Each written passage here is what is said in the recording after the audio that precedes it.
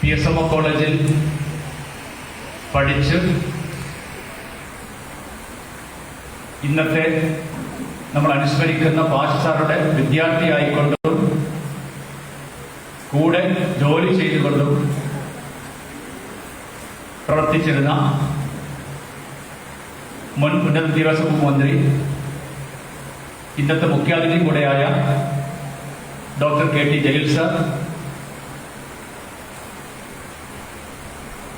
College managing committee vice chairman professor doctor EK Ahammed Kutty sir,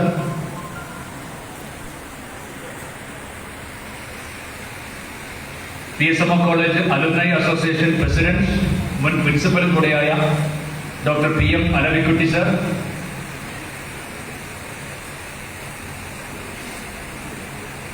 Pasha സാറിന്റെ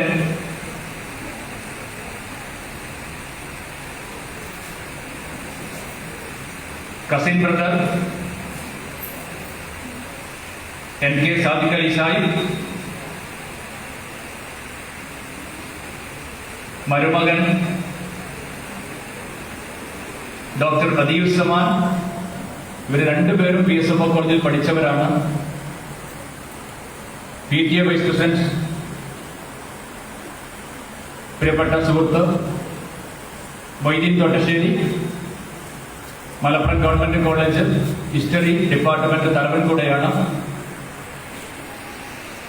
പാഷാരുടെ മകൾ doctor Najida Sharaf, PSMO college staff ക്ലബിന്റെ president doctor Shibinu, economics department HOD ആണ്. Sir കൂടെ കുറെ കാലം ജോലി ചെയ്തിരുന്ന ഏറ്റവും പ്രിയങ്കരരായ മുൻ അധ്യാപകർ, സീനിയർ അധ്യാപകരായ K Muhammad sir, Abdullah sir, Mayinkutty sir, Koyakutty sir, Hussain sir,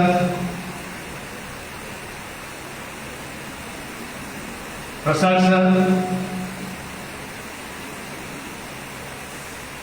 നമ്മുടെ കേരള മുസ്ലിങ്ങളുടെ ഇടയിലേക്ക് ഒരു റവല്യൂഷൻ ആയിക്കൊണ്ട് വന്ന ഖുർആനിന്റെ ചരിത്ര വഴികൾ കൂടെ നിന്നുള്ള CD സാറുടെ കൂടെ അതിനുവേണ്ടി പ്രവർത്തിച്ച Abdul Razak Sullami, history department HOD miss Selina, non teaching staff പ്രതിനിധി കോളേജ് സൂപ്രണ്ട് കൂടിയായ മുജീബ് റഹ്മാൻ കാരി, അലുമിനി അസോസിയേഷന്റെ ജനറൽ സെക്രട്ടറി പ്രിയ സുഹൃത്ത് KT Muhammad Shaju, history association പ്രതിനിധി Manjeri unit women's college history department തലവൻ കൂടിയായ പ്രിയപ്പെട്ട ഷബീർ മോൻ, സബദ്ക ഫിറോസ്ക അടക്കം ഹക്കീം സാഹിബ് അടക്കം ഇതിൽ പങ്കെടുക്കുന്ന പ്രിയപ്പെട്ട അലുമിനി സുഹൃത്തുക്കളെ, പാഷ സാറിന്റെ മക്കളുണ്ട്, കുടുംബാംഗങ്ങൾ ഒരുപാട് പേരുണ്ട്, പേരക്കുട്ടികളുണ്ട്, കോളേജിലെ സ്റ്റാഫ് അംഗങ്ങളെ, ഏറ്റവും പ്രിയപ്പെട്ട കുട്ടികളെ, MK മുസ്തഫ കമാൽ പാഷ, നമ്മളൊക്കെ ആദരവോടെ പാഷ സാർ എന്ന് പറയുന്ന ഈ PSMO കോളേജിന്റെ ചരിത്രവുമായി ചേർന്ന് നിൽക്കുന്ന 33 കൊല്ലം ഈ ക്യാമ്പസിൽ അധ്യാപകനായി സേവനം ചെയ്ത് അതിലേറെ ക്യാമ്പസിലെ കുട്ടികളെ പഠിപ്പിച്ചതിൽ കൂടുതൽ ക്യാമ്പസിന് പുറത്തേക്ക് പഠിപ്പിക്കൽ എത്തിച്ച പാഷ സാറ് പേര് കേട്ടാൽ അത് PSMO കോളേജിന്റെ അഡ്രസ്സാണ്. അദ്ദേഹത്തെ അനുസ്മരിക്കാൻ വേണ്ടിയാണ് നമ്മൾ എല്ലാവരും ഇവിടെ എത്തിച്ചേർന്നത്. ഈ പരിപാടി കഴിഞ്ഞ ഏപ്രിൽ മാസത്തിൽ നമ്മൾ ആലോചിച്ചതാണ്. പക്ഷെ കുട്ടികളിലേക്കാണ് ഈ ഒരു മെസ്സേജ് എത്തിക്കേണ്ടത്. അതുകൊണ്ടാണ് നമ്മൾ ലേറ്റ് ആക്കിയത്. പക്ഷെ കോളേജ് തുറന്നപ്പോൾ PG കുട്ടികൾക്കും സെക്കൻഡ് ഇയർ ഡിഗ്രി കുട്ടികൾക്കും പരീക്ഷയിലായിരുന്നു. അതുകൊണ്ടാണ് നമ്മൾ ഈ ഒരു ദിവസത്തിലേക്ക് ഈ ഒരു പ്രോഗ്രാം ഷെഡ്യൂൾ ചെയ്തത്. ഇതൊരു കുടുംബ സംഗമമാണ്. ഹിസ്റ്ററി ഡിപ്പാർട്ട്മെന്റ് കുടുംബാംഗങ്ങളും PSMO കോളേജ് മാനേജ്മെന്റും പാഷ് സാറിന്റെ കുടുംബാംഗങ്ങളും കോളേജിൽ ഇപ്പൊ പഠിക്കുന്ന കുട്ടികളും എല്ലാം ചേർന്നുള്ള ഒരു കുടുംബ സംഗമമാണ്. നമ്മുടെ ഉദ്ദേശം അത് മാത്രമാണ്. എല്ലാവരും ഒത്തുചേർന്നുകൊണ്ട് നമുക്ക് കുറെ നല്ല കാര്യങ്ങൾ നമുക്ക് അനുസ്മരിക്കാം, സാറിന് വേണ്ടി നമുക്ക് പ്രാർത്ഥിക്കാം. അതൊക്കെയാണ്, ഈ പ്രാർത്ഥനയാണ് നമുക്ക് ഏറ്റവും ഇമ്പോർട്ടന്റ് ആയിട്ടുള്ളത്. ഇത്തരം വേദികളിൽ നമ്മൾ ചെയ്യേണ്ടതും അതാണ്. നമ്മുടെ വിദേശ ചാപ്റ്ററുകളൊക്കെ തന്നെ പാഷ് സാർ അനുസ്മരണ പരിപാടികൾ നടത്തി.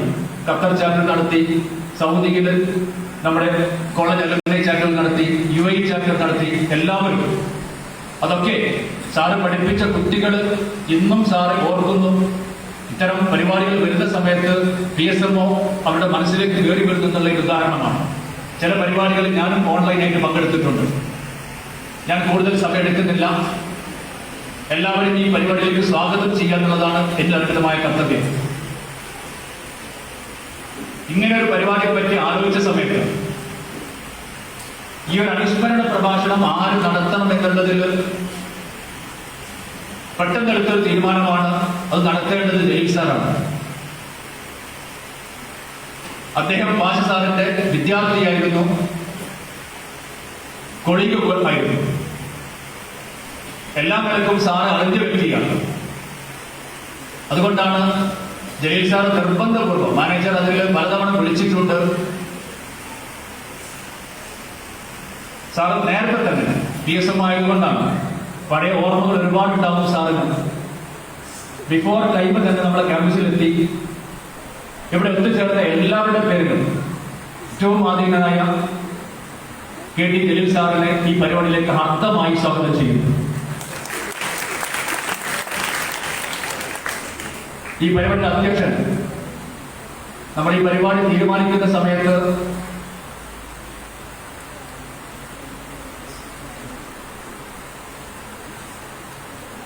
കുറച്ചുകൂടെ കാര്യങ്ങൾ കണ്ടായിരുന്നു തീരുമാനിച്ചിട്ടുണ്ട്. അതിൽ ബഹുമാന്യനായ മന്ത്രി അവർക്ക് പെട്ടെന്ന് തിരുവനന്തപുരത്ത് ഒരു പരിപാടിയിൽ പങ്കെടുക്കേണ്ടി വന്നു. അതുകൊണ്ട് അദ്ദേഹത്തിന്റെ ആബ്സൻസിലാണ് ഈ പരിപാടി നടത്തുന്നത്. ഈ പരിപാടി ഷെഡ്യൂൾ ചെയ്തത് മുതൽ ഇത് ഇന്ന് ഇവിടെ നടപ്പിലാകുന്നത് വരെ ഇതിന്റെ ഓരോ കാര്യങ്ങളും സമയാസമയം വിളിച്ചന്വേഷിച്ച്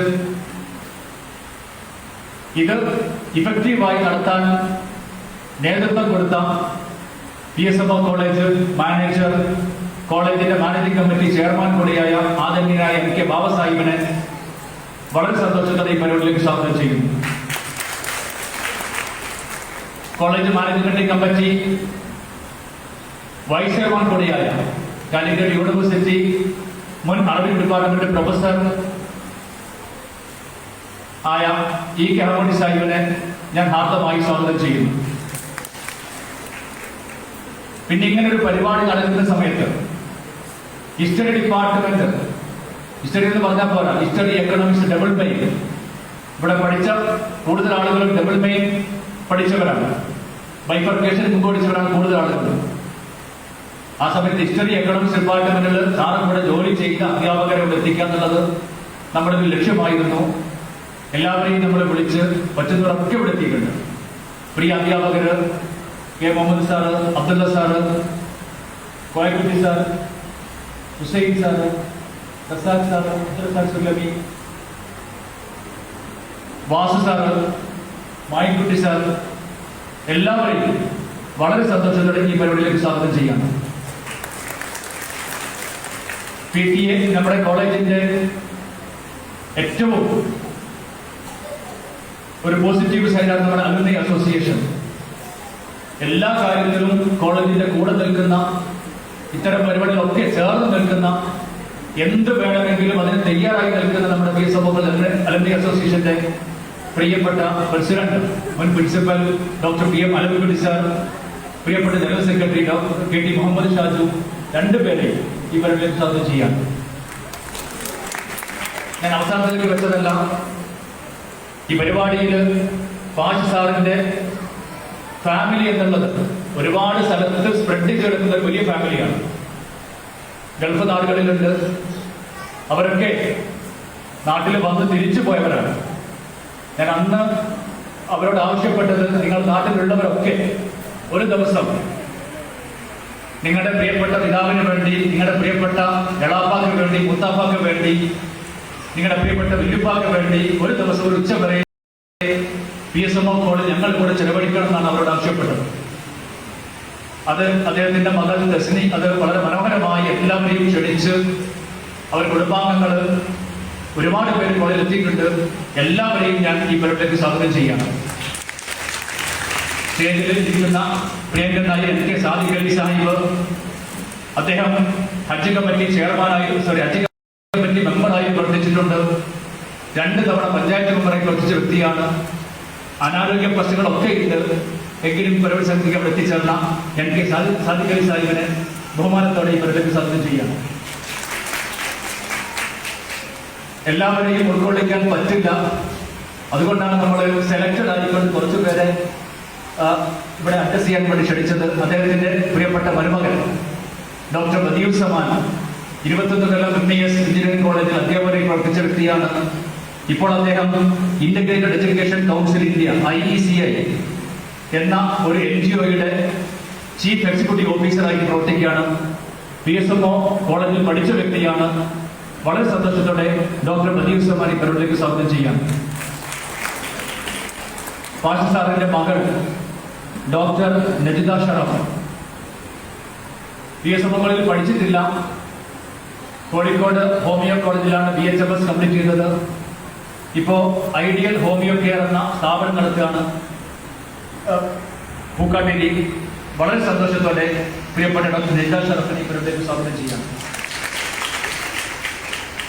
എൻ്റെ ഏറ്റവും പ്രിയപ്പെട്ട അലുമിനി സുഹൃത്തുക്കൾ, പേരെടുത്ത് പറയുന്നില്ല, എല്ലാവരെയും ഈ പരിപാടിയിലേക്ക് സ്വാഗതം ചെയ്യുന്നു. പ്രിയപ്പെട്ട അധ്യാപകർ, മറ്റ് സ്റ്റാഫ് അംഗങ്ങൾ, സ്റ്റേജിൽ ഇരിക്കുന്ന സ്റ്റാഫ് ഗ്രൂപ്പിന്റെ പ്രസിഡന്റ് ഡോക്ടർ ഷിബിനു, NTS പ്രതിനിധി Mujeeb Rahman Khani, Sathar sir, okay Sathar sir ഇവിടെ ഇപ്പം വളരെ സന്തോഷം സ്വാഗതം ചെയ്യാണ്. കുട്ടികളുടെ പ്രതിനിധി ആയിട്ട് മുബഷിറ, ഹിസ്റ്ററി HOD സെലീന, എൻ്റെ പ്രിയപ്പെട്ട കുട്ടികൾ, ഇത് വലിയൊരു സന്ദേശമാണ്. പാഷ് സാറെ നിങ്ങൾ അറിയണം, ആ ഒരു വ്യക്തി ആരാണെന്ന് അറിയണം. ഞാൻ പറയാറ് ഒരു കംപ്ലീറ്റ് ടീച്ചർ എന്നാണ് അദ്ദേഹത്തെ പറ്റി പറയാറ്. കംപ്ലീറ്റ് ടീച്ചർ, ടീച്ചിങ് എന്ന പ്രൊഫഷൻ ഏറ്റെടുത്ത് കൊണ്ടുപോയ വ്യക്തി, 104ഓളം പുസ്തകങ്ങൾ എഴുതിയ വ്യക്തി. ഇന്ന് രാവിലെ എൻ്റെ വൈഫിനോട് ചോദിച്ചു, എങ്ങനെയാണ് ഒരാൾക്ക് ഈ സർവീസിനിടയിൽ ഇത്ര 104 ബുക്ക് ചെയ്ത് പറഞ്ഞ സമയത്ത് എങ്ങനെ അത് സാധിച്ചു എന്നുള്ളത്. ഇപ്പൊ അവർക്ക് കിട്ടിയ വിവരം അനുസരിച്ച് അതാണ് ആ ലിസ്റ്റ് പൂർണ്ണമല്ലാതെ മനസ്സിലാക്കുന്നത്. 104 പുസ്തകങ്ങൾ ട്രേസ് ചെയ്തിട്ടുണ്ട്. എനിക്ക് സന്തോഷത്തോടെ ഞാൻ പറയുകയാണ്, ഞാൻ അവസാനം സാറേയോട് ഫോണിൽ സംസാരിച്ചത് ഇങ്ങനെ നമ്മുടെ മുൻ MLA അബ്ദുൾ സാഹിബിന്റെ MLA ഫണ്ടിൽ നിന്ന് കോളേജ് ലൈബ്രറിക്ക് വേണ്ടി ഒരു ഫണ്ട് അനുവദിച്ചിരുന്നു. അതിൽ നമ്മൾ ലൈബ്രറിയിൽ നമ്മളൊരു ഷെൽഫ് സെപ്പറേറ്റ് കീപ്പ് ചെയ്തു. Publications of staff members, faculty members, publications of alumni members എന്ന 2 സെപ്പറേറ്റ് ഷെൽഫ്. അതിൽ സ്റ്റാഫ് അംഗങ്ങളുടെ പബ്ലിക്കേഷൻ ലിസ്റ്റ് സാറാണ് ഏറ്റവും കൂടുതൽ ബുക്ക് ചെയ്ത്. ആദ്യം ഞാൻ സാറ് വിളിച്ചു, അസുഖത്തിന്റെ പുസ്തകമൊക്കെ ഉണ്ട്. ഞാൻ മകളെ വിളിച്ചു, ആ സമയത്ത് മകള് കൂടെ ഉണ്ട്. സാറ് ഫോൺ വാങ്ങി എന്നോട് സംസാരിച്ചു. ഞാൻ വിവരം പറഞ്ഞ സമയത്ത് അദ്ദേഹം ആ ബുക്കുകൾ, അവൈലബിൾ ആയ ബുക്കുകളൊക്കെ അവർ തന്നെ കോളേജ് ലൈബ്രറിയിൽ എത്തിച്ചു എന്നുള്ളതാണ്. അതൊക്കെ കോളേജ് ലൈബ്രറിയിൽ അവൈലബിൾ ആണ്, കുട്ടികൾ അതൊക്കെ റെഫർ ചെയ്യുന്നു.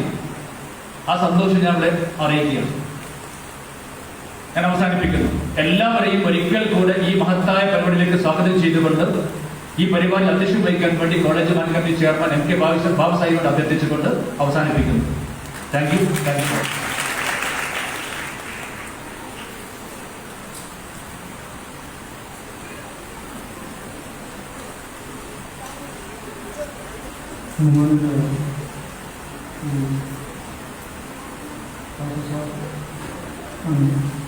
പ്രഭാഷണം നിർവഹിക്കാനായിട്ട്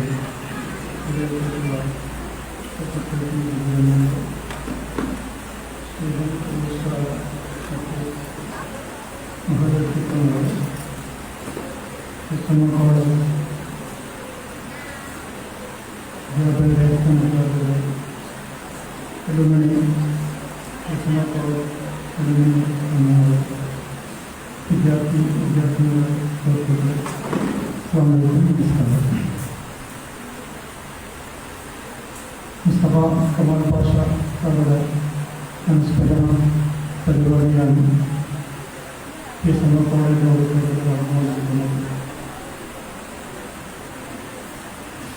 1968 സുമ കോളേജ്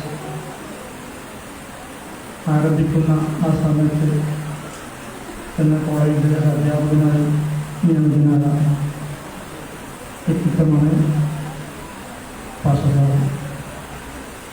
20 വർഷത്തോളമായി അദ്ദേഹം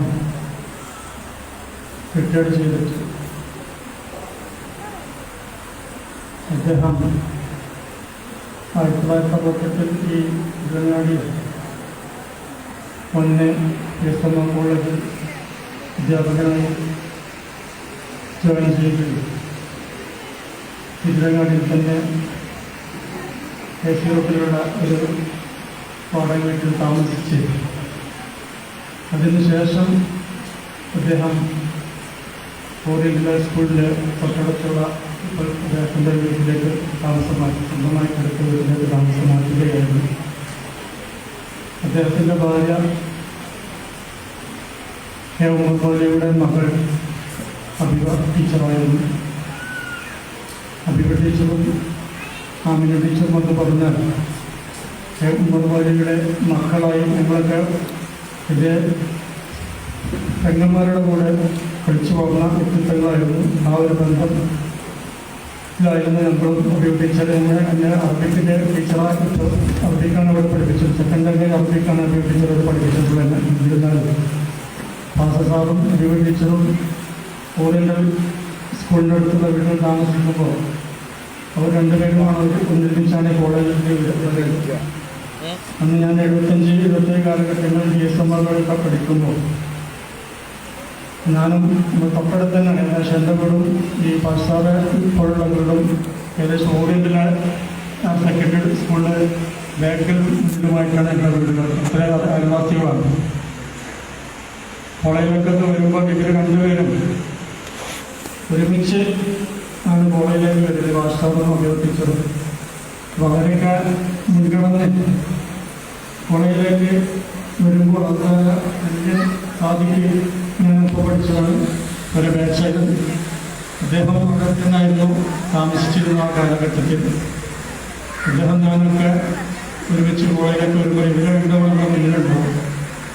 അന്ന് തൊട്ട് പാഷസാറോടുള്ള എന്നെ പഠിപ്പിച്ചിട്ടുണ്ടെങ്കിലും പാഷസാറോടുള്ള ബന്ധം വളരെയധികം നല്ല രീതിയിൽ അദ്ദേഹത്തിൻ്റെ മരണം വരെ തുടരാൻ കഴിഞ്ഞിട്ടുണ്ട്. ഏതായിരുന്നാലും അദ്ദേഹം ഇന്ന് നമ്മോടൊപ്പമില്ല. അദ്ദേഹത്തിൻ്റെ അനുസ്മരണ പ്രഭാഷണം നടത്താൻ പറ്റിയ ഒരു വ്യക്തിത്വം തന്നെയാണ് നമ്മുടെ ഈ ഉദ്ഘാടനത്തിനും പ്രഭാഷണത്തിനും എത്തിച്ചേർന്നിട്ടുള്ളത്. പ്രിൻസിപ്പൽ പറഞ്ഞതുപോലെ അദ്ദേഹത്തെ ജലീൽ സാഹിബിൻ്റെ ഒരു അധ്യാപകനും അദ്ദേഹത്തിൻ്റെ കൂടെ വർക്ക് ചെയ്യാനും കഴിഞ്ഞ 40-45 വർഷത്തോളം ആ അദ്ദേഹത്തെ പരിചയമുള്ള വ്യക്തിത്വം. അദ്ദേഹത്തിന് ഒരുപാട് കാര്യങ്ങൾ ഇവിടെ പറയാനുണ്ടാവും. പഠിപ്പിച്ച ആ കാലഘട്ടത്തിലും 14 ഒരുപാട് കാലം അദ്ദേഹത്തിൻ്റെ കൂടെ സ്റ്റഡി ഡിപ്പാർട്ട്മെൻറ്റിൽ ജോലി ചെയ്തിട്ടുണ്ട്. ഒരുപാട് അനുഭവങ്ങൾ അദ്ദേഹത്തിനോട് യഥാർത്ഥത്തിൻ്റെ ഒരുപാട് അദ്ദേഹത്തിനോട് അനുസ്മരിക്കാനുണ്ടാവും. പാഷസാറ് 104 പുസ്തകങ്ങൾ എഴുതി. ചിലപ്പോൾ ജലീൽ സാഹിബിനോട് ചോദിക്കുകയായിരുന്നു, നിങ്ങൾ എത്ര പുസ്തകം എഴുതി? 4ാമത്തെ എഴുതിക്കൊണ്ടിരിക്കുകയാണ്. അതേ പറഞ്ഞു. ഏതായാലും അദ്ദേഹത്തിനും പാഷസാറൊക്കെ തന്നെ 104 പുസ്തകങ്ങൾ എഴുതാനുള്ള ആയുസ്സും ആരോഗ്യം കുറച്ചൊക്കെ കൊടുക്കട്ടെ എന്ന് ഞാൻ പ്രാർത്ഥിക്കുകയാണ്. ഏതായിരുന്നാലും ഈ പരിപാടി മുന്നേറ്റി ദേശപ്രസംഗം നേരിട്ട് പറയാൻ ആഗ്രഹിക്കുന്നില്ല. ഒരുപാട് കാര്യങ്ങൾ അവിടെ അദ്ദേഹത്തിൻ്റെ കൂടെ ജോലി ചെയ്ത ഒരുപാട് അധ്യാപകരോട് വന്നിട്ടുണ്ട്. സ്റ്റഡി ഡിപ്പാർട്ട്മെൻറ്റിലെയും അല്ലാതെയും ഒരുപാട് എക്കണോമിക് ഡിപ്പാർട്ട്മെൻറ്റൊക്കെ ഇവിടെ എത്തിയിട്ടുണ്ട്. അവർക്കൊക്കെ ഒരുപാട് സാറെ പറ്റി അനുസ്മരിക്കാനുണ്ടാവും. ഏതായിരുന്നാലും ഈ എൻ്റെ വാക്കുകളെ പ്രസംഗിക്കുകയാണ്. ഈ പരിപാടിയുടെ ഔപചാരികമായ ഉദ്ഘാടനം നിർവഹിക്കുന്നതിനും പാഠശാല അനുസ്മരണ പ്രഭാഷണം നടത്തുന്നതിനു വേണ്ടി ഡോക്ടർ കെ ടി ജലീൽ എന്നെ ക്ഷണിച്ചുകൊണ്ട് മുൻപ് സംബന്ധിക്കുന്നു. അസ്സലാമു അലൈക്കും. നമസ്കാരം.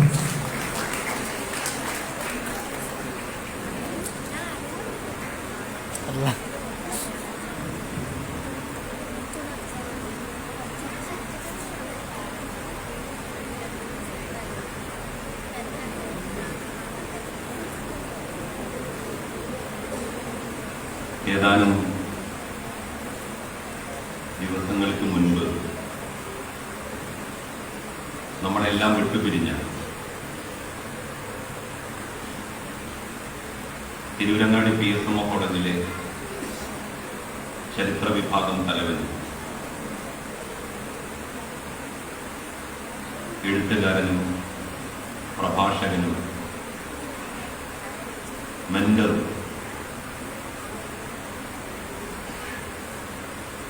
അതിനേക്കാളെല്ലാം ഉപരിയായി അടിമുതൽ മുടി വരെ ഒരു നല്ല മനുഷ്യനായിരുന്ന ഡോക്ടർ മുസ്തഫ കമാൽ പാഷയുടെ ഓർമ്മകൾ അയവിറക്കാൻ വേണ്ടിയാണ് നമ്മളെല്ലാവരും ഇവിടെ ഒരുമിച്ച് കൂടിയിരിക്കുന്നത്. ഈ അനുസ്മരണ സമ്മേളനത്തിന്റെ അധ്യക്ഷത വഹിക്കുന്ന Tirurangadi PSMO college managing committee chairman ജനാബ് MK ബാബ സാഹിബ് അവരുടെ, കോളേജിന്റെ പ്രിൻസിപ്പൽ ഡോക്ടർ K ഹസീസ് അവരുടെ, വേദിയിൽ സന്നിഹിതരായിട്ടുള്ള എന്റെ വന്യരായ അധ്യാപകരെ, പ്രിയപ്പെട്ട മാനേജിംഗ് കമ്മിറ്റി ഭാരവാഹികളെ, സ്നേഹനിധികളായ അലുമിനി അസോസിയേഷന്റെയും വിദ്യാർത്ഥി യൂണിയന്റെയും പ്രതിനിധികളെ, നല്ലവരായ സഹോദരി സഹോദരന്മാരെ, ഏറ്റവും പ്രിയപ്പെട്ട വിദ്യാർത്ഥികൾ,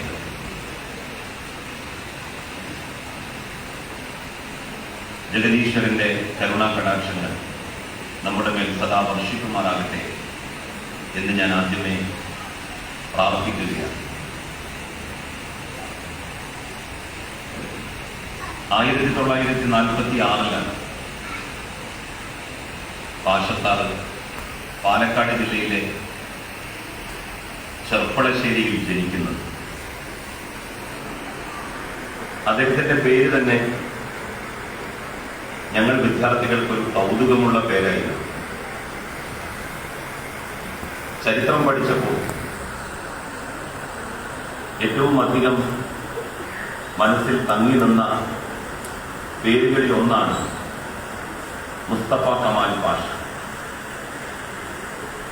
ഞാൻ ഒരിക്കൽ അദ്ദേഹത്തോട് ചോദിച്ചിരുന്നു, മലബാറിൽ വളരെ അപൂർവമായിട്ടുള്ള ഈ പേര് എങ്ങനെയാണ് നിങ്ങൾ കിട്ടത്? അദ്ദേഹം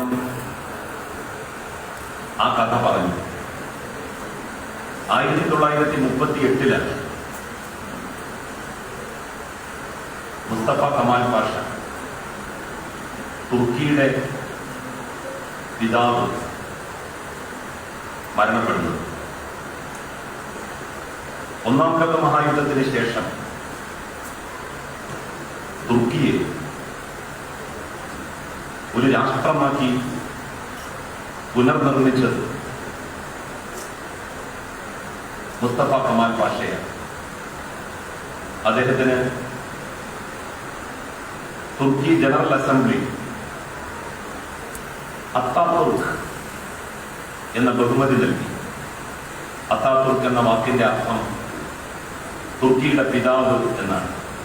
മഹാത്മാഗാന്ധിയെ രാഷ്ട്രപിതാവ് എന്ന് നാം വിളിച്ചാദരിക്കുന്നത് പോലെ തുർക്കിക്കാർ ആധുനിക തുർക്കിയുടെ സൃഷ്ടാവ്, പിതാവ് എന്നുള്ള നിലയിലാണ് കമാൽ പാഷയെ കണ്ടത്.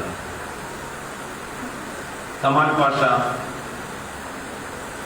ചരിത്രബോധമുള്ളവരുടെ മനസ്സുകളിലൊക്കെ നിറഞ്ഞു നിൽക്കുന്ന നാമമാണ്. ആ കാലത്ത് ലോകത്തിന്റെ പല ദിക്കുകളിലും പുരോഗമന കാഴ്ചപ്പാടുകൾ വെച്ചു പുലർത്തിയിരുന്നവർ തങ്ങളുടെ മക്കൾക്ക് മുസ്തഫ കമാൽ പാഷ എന്ന പേര് നൽകുന്ന രീതി നിലവിലുണ്ടായിരുന്നു.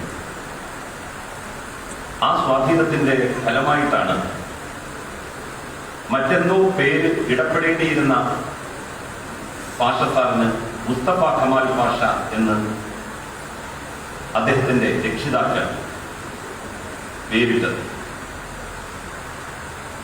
പേരിലെ ആ വിദഗ്ധത അദ്ദേഹം ജീവിതാവസാനം വരെ കാത്തു സൂക്ഷിച്ചു. പിന്നീട് ഒരുപാട് വർഷങ്ങൾക്ക് ശേഷം ചരിത്രം കൂടുതൽ പഠിച്ചപ്പോൾ കമാൽ പാഷ എന്ന് പറയുന്ന തുർക്കിയുടെ പിതാവിനെ മനസ്സിലാക്കിയപ്പോൾ എന്നെ അത്ഭുതപ്പെടുത്തിയ കാര്യം ആധുനിക തുർക്കിയുടെ പിതാവായിട്ടുള്ള മുസ്തഫ കമാൽ പാഷ മതാനുഷ്ഠാനങ്ങളുള്ള ആഭിമുഖ്യം ഇല്ലാത്തയാളായി. അദ്ദേഹം ഒരു നോൺ പ്രാക്ടീസിംഗ് മുസ്ലിമായിരുന്നു. ഒരു നോൺ പ്രാക്ടീസിംഗ് മുസ്ലിമായിട്ടുള്ള ഒരാളുടെ പേര് ഇത്രമാത്രം പ്രാക്ടീസിംഗ് മുസ്ലിങ്ങളുടെ ഇടയിൽ, മതാനുഷ്ഠാന കർമ്മങ്ങൾ നിർവഹിക്കുന്നവരുടെ ഇടയിൽ എങ്ങനെ പ്രചാരം നേടി, അവരെ എങ്ങനെ സ്വാധീനിച്ചു? എല്ലാറ്റിനും അപ്പുറം ഒരു മനുഷ്യന്റെ പേര് ചരിത്രത്തിൽ രേഖപ്പെടുത്തപ്പെടുന്നത് ഏതെങ്കിലും തരത്തിലുള്ള വിശ്വാസവും അവിശ്വാസവും എന്നതിന്റെ അടിസ്ഥാനത്തിലല്ല, അവർ ചെയ്തിട്ടുള്ള മഹത്തരമായിട്ടുള്ള കാര്യങ്ങളെ ആസ്വദിച്ചാണ്. അതുകൊണ്ട് തന്നെ പ്രാക്ടീസിംഗ് മുസ്ലിങ്ങൾക്കും നോൺ പ്രാക്ടീസിംഗ് മുസ്ലിങ്ങൾക്കും മുസ്ലിങ്ങളല്ലാത്ത മറ്റു മതവിഭാഗക്കാർക്കുമെല്ലാം മുസ്തഫ കമാൽ പാഷ എന്ന് പറയുന്ന അത്താതുർക്ക് സ്വീകാര്യനായിരുന്നു. അങ്ങനെ ലോകത്ത് എല്ലാ വിഭാഗം ആളുകൾക്കിടയിലും സ്വീകാര്യത നേടിയ മനുഷ്യർ കുറവാണ്. ആ പേരിന്റെ പ്രത്യേകതയോ പാഷ സാറിന്റെ അതിവിശിഷ്ടമായ സ്വഭാവ ഗുണമോ അല്ലെങ്കിൽ അത് രണ്ടും ഒരുമിച്ച് ചേർന്നതോ, ഇതിന്റെ എല്ലാം അനന്തര ഫലവും കൂടിയായിരിക്കണം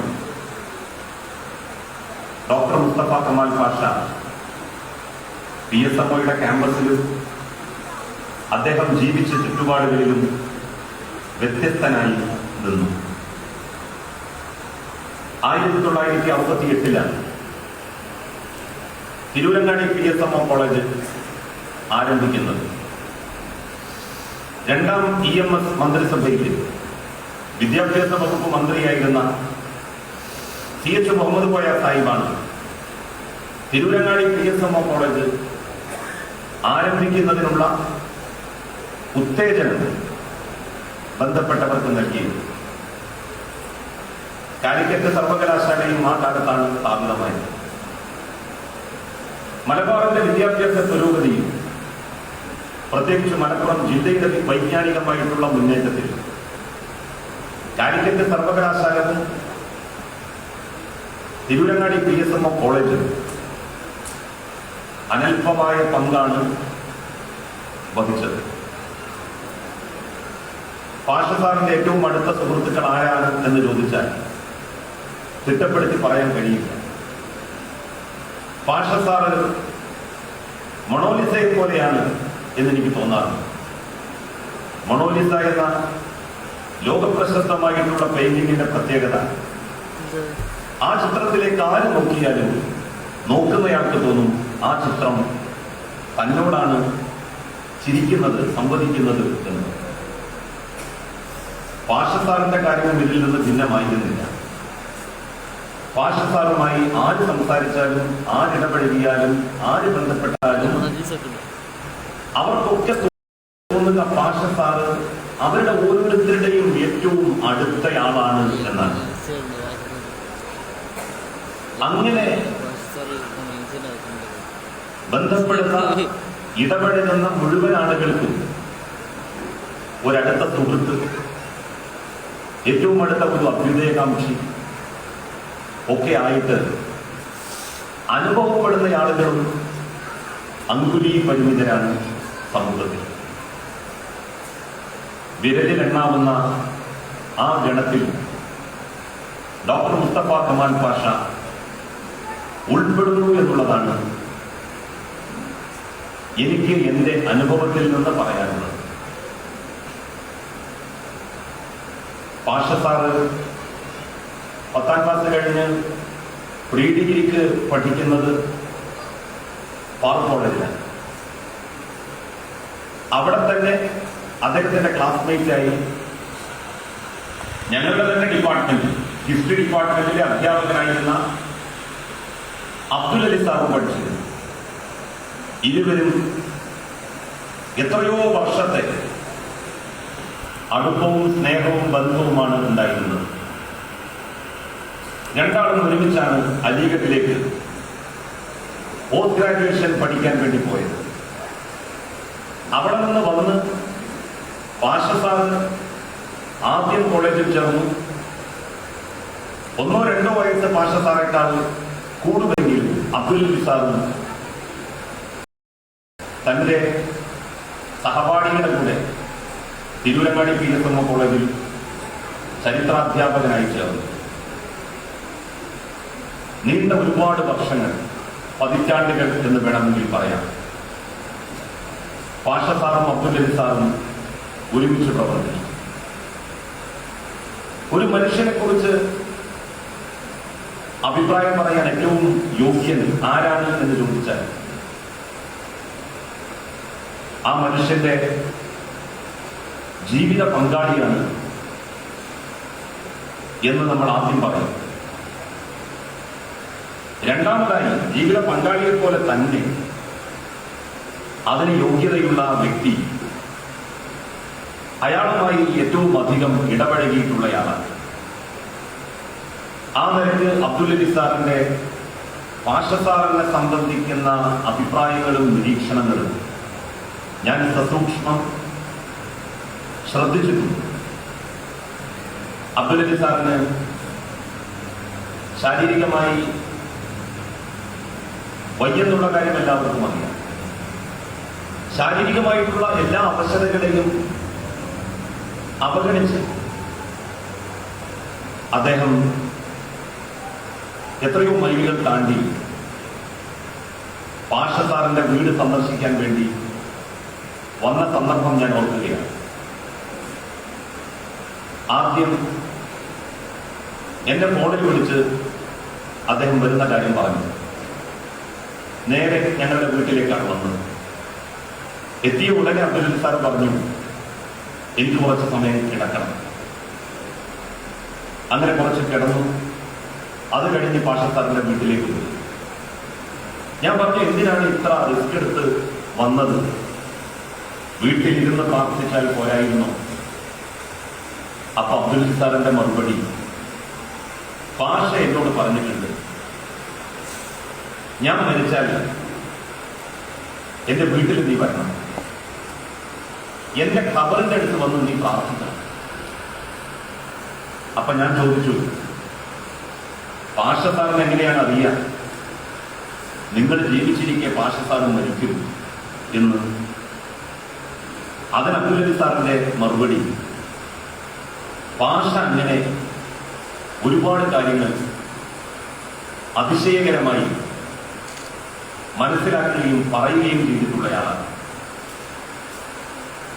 അങ്ങനെ ഞങ്ങൾ വീട്ടിൽ പോയി.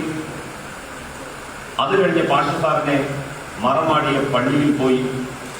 അബ്ദുൽ സാറിന് ഇറങ്ങാൻ വയ്യ, എന്നാലും ഖബർ കാണുന്ന ദൂരത്ത് കാറ് നിർത്തി കാറിന്റെ പിന്നിൽ ഡോറ് തുറന്നു വെച്ച് തന്റെ സഹപാഠിയും സഹപ്രവർത്തകനും ഏറ്റവും അടുത്ത സുഹൃത്തുമായിട്ടുള്ള പാഷ സാറിന് വേണ്ടി പ്രാർത്ഥിക്കുകയും ആ കണ്ണുകളിൽ നിന്ന് കണ്ണീർ കണങ്ങൾ ഒഴുകി വീഴുകയും ചെയ്തപ്പോൾ സൗഹൃദത്തിന്റെയും സ്നേഹത്തിന്റെയും ആത്മാർത്ഥമായ തലത്തിന്റെ വൈമൂല്യം എത്രയാണെന്ന് എനിക്കും കൂടി ബോധ്യപ്പെടും. പാഷ സാറ് PSM കോളേജിലെ ചരിത്രാധ്യാപകനായിരുന്നു. സാധാരണഗതിയിൽ ഒരു ഡിപ്പാർട്ട്മെന്റിലെ അധ്യാപകർ ആ ഡിപ്പാർട്ട്മെന്റിലെ അധ്യാപകർക്കും വിദ്യാർത്ഥികൾക്കും ഇടയിലാണ് അറിയപ്പെടാറ്. പാഷ സാർ അങ്ങനെ ഡിപ്പാർട്ട്മെന്റിന്റെ പരിധിക്കുള്ളിൽ പരിമിതപ്പെട്ട ഒരു വ്യക്തിയായിരുന്നില്ല. അദ്ദേഹം ഈ കോളേജിന്റെ ഒരു ബ്രാൻഡ് അംബാസഡർ ആയിരുന്നു. ആ കാലത്ത് ഏറ്റവും അധികം പ്രസംഗങ്ങൾക്ക് വിളിക്കപ്പെട്ട PSMOയിലെ അധ്യാപകനായിരുന്നു ഡോക്ടർ മുസ്തഫ കമാൽ പാഷ. അക്കാലത്ത് സാമുദായിക മേഖലകളിൽ ഏറ്റവും അധികം കേട്ടിരുന്ന പേരുകളിൽ ഒന്നാണ് മുസ്തഫ കമാൽ പാഷയുടെ. തിരൂരങ്ങാടി ഓപ്പൺ സാഹിബ് മെമ്മോറിയൽ ഓർഫനേജ് കോളേജിലെ ചരിത്ര വിഭാഗം തലവൻ എന്നുള്ള അഡ്രസ്സിൽ കമാൽ പാഷ നാട് മുഴുവൻ വിരാജിച്ചു. ആ വിരാജിക്കലിൽ PSMO കോളേജും അറിയപ്പെടുകയും പ്രശസ്തിയിലേക്ക് ഉയരുകയും ചെയ്തു. കമാൽ പാഷ സാറിന്റെ കൂടെ സഹപ്രവർത്തകനാകാൻ എനിക്ക് അവസരം കിട്ടിയിട്ടുണ്ട്. 1994 ഞാനിവിടെ അധ്യാപകനായിട്ട് ചേരുന്നത്. 2001 അദ്ദേഹം സർവീസിൽ നിന്ന് വിരമിക്കുന്നത്. ഏതാണ്ട് 7 വർഷക്കാലം പാഷ സാറിന്റെ കൂടെ ഞാൻ ജോലി ചെയ്തിരുന്നു. അതിനു മുൻപ് 1985-90 കാലയളവിൽ 5 വർഷം ഡിഗ്രിക്കും PGക്കും അദ്ദേഹത്തിന്റെ വിദ്യാർത്ഥിയാകാനുള്ള സൗഭാഗ്യവും എനിക്ക് ലഭിച്ചു. അദ്ദേഹം ഓരോ വിദ്യാർത്ഥിയുടെയും മനസ്സിൽ തട്ടിയാണ് ക്ലാസുകൾ എടുത്തത്. ഒരധ്യാപകൻ നല്ല ക്ലാസുകൾ എടുക്കുന്നവൻ മാത്രമല്ല, താൻ പഠിപ്പിക്കുന്ന വിദ്യാർത്ഥിയുടെ ഹൃദയമിടിപ്പ് മനസ്സിലാക്കി അവനോട് സംവേദിക്കുന്നവനാണ്, ഇടപഴകുന്നവനാണ്. ആ അർത്ഥത്തിൽ ഡോക്ടർ മുസ്തഫ കമാൽ പാഷയോളം മികച്ച ഒരു അധ്യാപകൻ ഈ സ്ഥാപനത്തിൽ ഉണ്ടായിട്ടുണ്ടോ എന്നുള്ളത് സംശയമാണ്. കുട്ടികൾക്ക് അദ്ദേഹം വലിയ പ്രചോദനമാണ് നൽകിയത്. ഒരു ഘട്ടത്തിലെ ഒരു സമയത്തെ ഒരു അധ്യാപകന്റെ അഭിനന്ദന വാക്കുകൾ മതി ഒരു കുട്ടിയുടെ വഴിത്താഴയിൽ ഒരുപാട് മാറ്റങ്ങൾ ഉണ്ടാക്കാൻ. ഒരു മുഹൂർത്തത്തിലെ പുറത്തു തട്ടിയുള്ള ഒരു പ്രശംസ മതി ഒരു കുട്ടിക്ക് നിരാശയുടെ കയത്തിൽ നിന്ന് പ്രതീക്ഷയുടെ തലത്തിലേക്ക് ഉയരാൻ. ഒരു പക്ഷേ ഒരധ്യാപകന്റെ ലാളനയും പ്രശംസയും അഭിനന്ദനങ്ങളും കൊണ്ട് ഒരുപാട് വിദ്യാർത്ഥികൾ അവരുടെ ജീവിത വഴിയിൽ ആവേശം ലഭിച്ച് ലക്ഷ്യസ്ഥാനത്തെത്തിയിട്ടുണ്ടെങ്കിൽ അത് പാഷ സാറിന്റെ സാന്നിധ്യവും സാമീപ്യവും കൊണ്ടാണ് എന്ന് എനിക്ക് നിസ്സംശയം പറയാൻ സാധിക്കും. ഞങ്ങളൊക്കെ ഈ ക്യാമ്പസിൽ വിദ്യാർത്ഥി രാഷ്ട്രീയം പയറ്റിയ ആളുകളായിരുന്നു. തെരഞ്ഞെടുപ്പ് വരുന്ന സമയത്ത്, വിദ്യാർത്ഥി യൂണിയൻ തെരഞ്ഞെടുപ്പ് വരുന്ന സമയത്ത് ഓരോ അവറിന്റെയും തൊട്ട് മുമ്പ് 5 മിനിറ്റ് വിദ്യാർത്ഥി നേതാക്കൾക്ക് പ്രസംഗിക്കാനുള്ള സമയമാണ്. പല അധ്യാപകരും പല ശീലക്കാരും സ്വഭാവക്കാരുമാണ്. ചില അധ്യാപകർ പെട്ടെന്ന് ക്ലാസ്സിലേക്ക് വരും, ആ 5 മിനിറ്റ് വിദ്യാർത്ഥി നേതാക്കൾക്ക് അനുവദിക്കാതെ. മറ്റു ചില അധ്യാപകർ ആ 5 മിനിറ്റ് കഴിയുന്നത് വരെ ക്ലാസിന്റെ പുറത്ത് നിൽക്കും. പാഷ സാറ് ക്ലാസിന്റെ പുറത്തല്ല നിൽക്കുക, ക്ലാസിന്റെ അകത്താണ് നിൽക്കുക. പിന്നിൽ ഒഴിഞ്ഞു മാറി നിൽക്കും. എന്നിട്ട് ഈ വിദ്യാർത്ഥി നേതാക്കളുടെ പ്രസംഗം മുഴുവൻ അദ്ദേഹം ശ്രദ്ധിക്കും. എന്തെങ്കിലും തെറ്റുകൾ സംഭവിച്ചിട്ടുണ്ടെങ്കിൽ, എന്തെങ്കിലും പെശകുകൾ ആ പ്രസംഗത്തിൽ ഇന്ന പെശക് പറ്റി, അതല്ലെങ്കിൽ പ്രസംഗം കുറച്ചുകൂടി ഒഴുക്കോട് കൂടിയിട്ടാവാം, കുറച്ചുകൂടി ഉച്ചത്തിലാവാം, ശബ്ദം കൂടിയിട്ടുണ്ടെങ്കിൽ അത്ര ശബ്ദം ഉയർത്തേണ്ടിയിരുന്നില്ല. ഇത് എന്നോട് മാത്രമല്ല, വിദ്യാർത്ഥി നേതാക്കളായ പല പ്രസംഗകന്മാരോടും അദ്ദേഹം പറഞ്ഞതായി ഞാൻ കേട്ടിട്ടുണ്ട്. വിദ്യാർത്ഥികളോട് സുഹൃത്തുക്കളോടെന്ന പോലെയാണ് പാഷ സാർ പെരുമാറിയത്. ഒരിക്കൽ പോലും അദ്ദേഹം ഒരു വിദ്യാർത്ഥിയോട് ദേഷ്യപ്പെടുന്നത് ഞങ്ങൾക്ക് കാണാൻ കഴിഞ്ഞിട്ടില്ല. അമർഷത്തിൽ എന്തെങ്കിലും പറയുന്നത് അതിനും സാക്ഷ്യം വഹിക്കാൻ വേണ്ടി സാധിച്ചിട്ടില്ല. അദ്ദേഹം എല്ലാ വിദ്യാർത്ഥികളെയും തന്റെ മക്കളെ പോലെയാണ് കണ്ടത്. അവരുടെ അഭിവൃദ്ധിയും പുരോഗതിയും അദ്ദേഹം സ്വപ്നം കണ്ടു. അവർ വലിയ ആളുകളാവണം എന്ന് അദ്ദേഹം ആഗ്രഹിച്ചു. പെരുന്തച്ഛന്റെ മനസ്സായിരുന്നില്ല പാഷ സാറിന്. തന്നെക്കാൾ പ്രഗത്ഭരും പ്രശസ്തരുമായി തന്റെ വിദ്യാർത്ഥികൾ ഉയരണം, വളരണമെന്ന് അദ്ദേഹം അതിയായി മോഹിച്ചു. ഞാൻ അദ്ദേഹത്തിന്റെ ആതിഥേയത്വം സ്വീകരിക്കാൻ ഒരുപാട് അവസരം ലഭിച്ചിട്ടുള്ള ഒരു വിദ്യാർത്ഥിയാണ്. പഠിക്കുന്ന സമയത്ത് ഉച്ചസമയത്ത് വരാന്തയിൽ നിൽക്കുകയാണ്. അപ്പോഴാകും പാഷ സാർ ഡിപ്പാർട്ട്മെന്റിൽ നിന്ന് ഭക്ഷണം കഴിക്കാൻ വേണ്ടി വീട്ടിലേക്ക് പോകും. എന്റെ കൈ പിടിച്ച് അദ്ദേഹം നടന്നു. ഞാൻ വിചാരിക്കും പള്ളിയിലേക്കാകും. പള്ളിയിൽ ചെന്ന് നമസ്കാരം കഴിഞ്ഞാലും വീണ്ടും കൈപിടിച്ച് അദ്ദേഹം വീട്ടിലേക്ക് കൊണ്ടുപോകും. അവിടെ ആരും ഉണ്ടാവില്ല. ഹബീബ പാഷ സാറ് കോളേജിലായിരിക്കും. കുട്ടികളൊക്കെ തന്നെ കോളേജിൽ പഠിക്കുന്നവരാണ്. അതുകൊണ്ട് അദ്ദേഹം തന്നെ നേരെ അടുക്കളയിലേക്ക് ചെന്ന് പ്ലേറ്റ് എടുത്ത് 2 പ്ലേറ്റുകളിൽ ചോറ് വിളമ്പി, കറി വിളമ്പി, കൂട്ടാനെല്ലാം വിളമ്പി ഞങ്ങൾക്ക് 2 പേർക്ക് മുന്നിലായിട്ട് കൊടുത്തു. അങ്ങനെ ഞങ്ങൾ ഭക്ഷണം കഴിച്ച് വീണ്ടും PSMOയിലേക്ക് തിരിച്ചു നടന്നു. ആ നടത്തത്തിനിടയിൽ പാഷ സാറ് ഒരുപാട് കാര്യങ്ങൾ ചോദിച്ചത്. പാഷ സാറിന്റെ സംശയങ്ങൾ ഞാൻ അങ്ങോട്ടും ചോദിച്ചു. എങ്ങനെയാണ് നിങ്ങൾക്ക് പാഷ എന്ന് പേരിട്ടത് എന്ന് ഞാൻ അദ്ദേഹത്തോട് ചോദിച്ചത് ഇങ്ങനെയുള്ള ഒരു നടത്തത്തിനിടയിലാണ് എന്ന് ഓർക്കുന്നു. ഡോക്ടർ മുസ്തഫ കമാൽ പാഷ